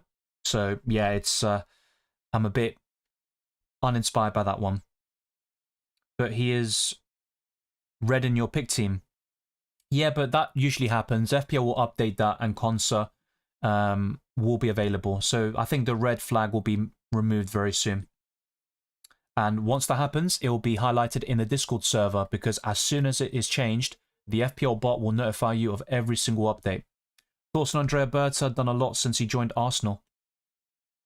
I mean, he's got a great reputation. He did a solid job at Atletico Madrid, signing players like Alvarez, Rodri, some of them for big fees, others for, you know, just very good fines from other Spanish clubs and across Europe and even South America, for example. He's also got a great track record with strikers. And, I mean, look, so far it's a good transfer window for Arsenal. I think Eze was really needed, though. I think Arsenal fans were of the opinion that it's not enough. As much as Gyökeres is a great signing, and I think he'll be a game changer, they still need a left winger, more goals from the midfield, and a ball carrier. And I think Eze can do all 3 of them. But I still think Arsenal have room for 1 more. And yeah, outgoings will be a big thing. Arsenal just haven't been good enough in terms of player sales. Just compare them to Chelsea and Liverpool, who get so much money for seemingly average players, or, you know, those with minimal experience. Arsenal need to improve on their sales, and let's see what Berta's about there. But in terms of the transfers so far, I like all of them. Madueke is the only questionable one, but if he covers for the likes of Saka and on the left, and he doesn't start most games for Arsenal, I think that could be a good signing. Yeah, I did say this before, Safir. The plan is to do a reaction stream on Sunday. If possible, I'll do it tomorrow, but I will be out for most of the day, so it might be unlikely. Brentford, possibly relegation to, yeah, I think so as well. Those two and the newly promoted clubs are going to be the favourites to go down. Hope a huge increase in rank this game week, at least 1 million up. It's possible. It could even be 1 million down because of how volatile things are at this stage of the season. Looks like United have a new goalkeeper in town. I haven't seen who that is, unless you're being a bit sarcastic, and Anana's just back in goal, which I expect against Fulham. My team next week picks itself. Yeah, we'll see. Gyökeres has more hair flicks than shots. It's just only 1 game, eh? Let's give him a bit of time. He did it in training as well, by the way. He does flick his hair a lot, to be honest. Calafiori is another one. He's defending something, and he's always like with his long hair. There you go. Ojalá que Pedro y Palma no marquen esta tarde. Sí, más que nada Palmer. No me molesta si Joao Pedro haga algo, pero con Cole Palmer, sí, ojalá que haga nada, pero yo creo que sí. Va a anotar un gol o asistencia seguro. I have Collins at the moment at 5 million in defence. I'd probably hold him for now, but I'm very worried about Brentford after Game Week 1. I thought they could actually get a result against Forest, but they were well beaten on the night. And yeah, it's really just DEFCON that Collins has to offer right now. So yeah, thank you everyone. It's been a blast talking to every single one of you. And yeah, I'll see you very soon for the reaction stream, which will likely be on Sunday. Keep your eyes peeled for all the other piece of FPL content. I have provided a lot this week with the best free hit squad, wildcard team, my own team selection, the transfer tips, and of course, the predicted lineups. If you want to see that return for Game Week 3, then let me know down the comment section below. Also watch my chip strategy guide, which I made several weeks ago. It's still relevant today. And keep your eyes peeled for UCL Fantasy content. The draw will be made for the Champions League on the 28th of August. And once that happens, UCL Fantasy content will ramp up. There might even be a preliminary draft just before that if you want to see that on the channel as well. I'll see you very soon, of course, for that next reaction stream and for the next set of FPL videos. Take care, enjoy the football, and I wish you all the best of luck for Game Week 2.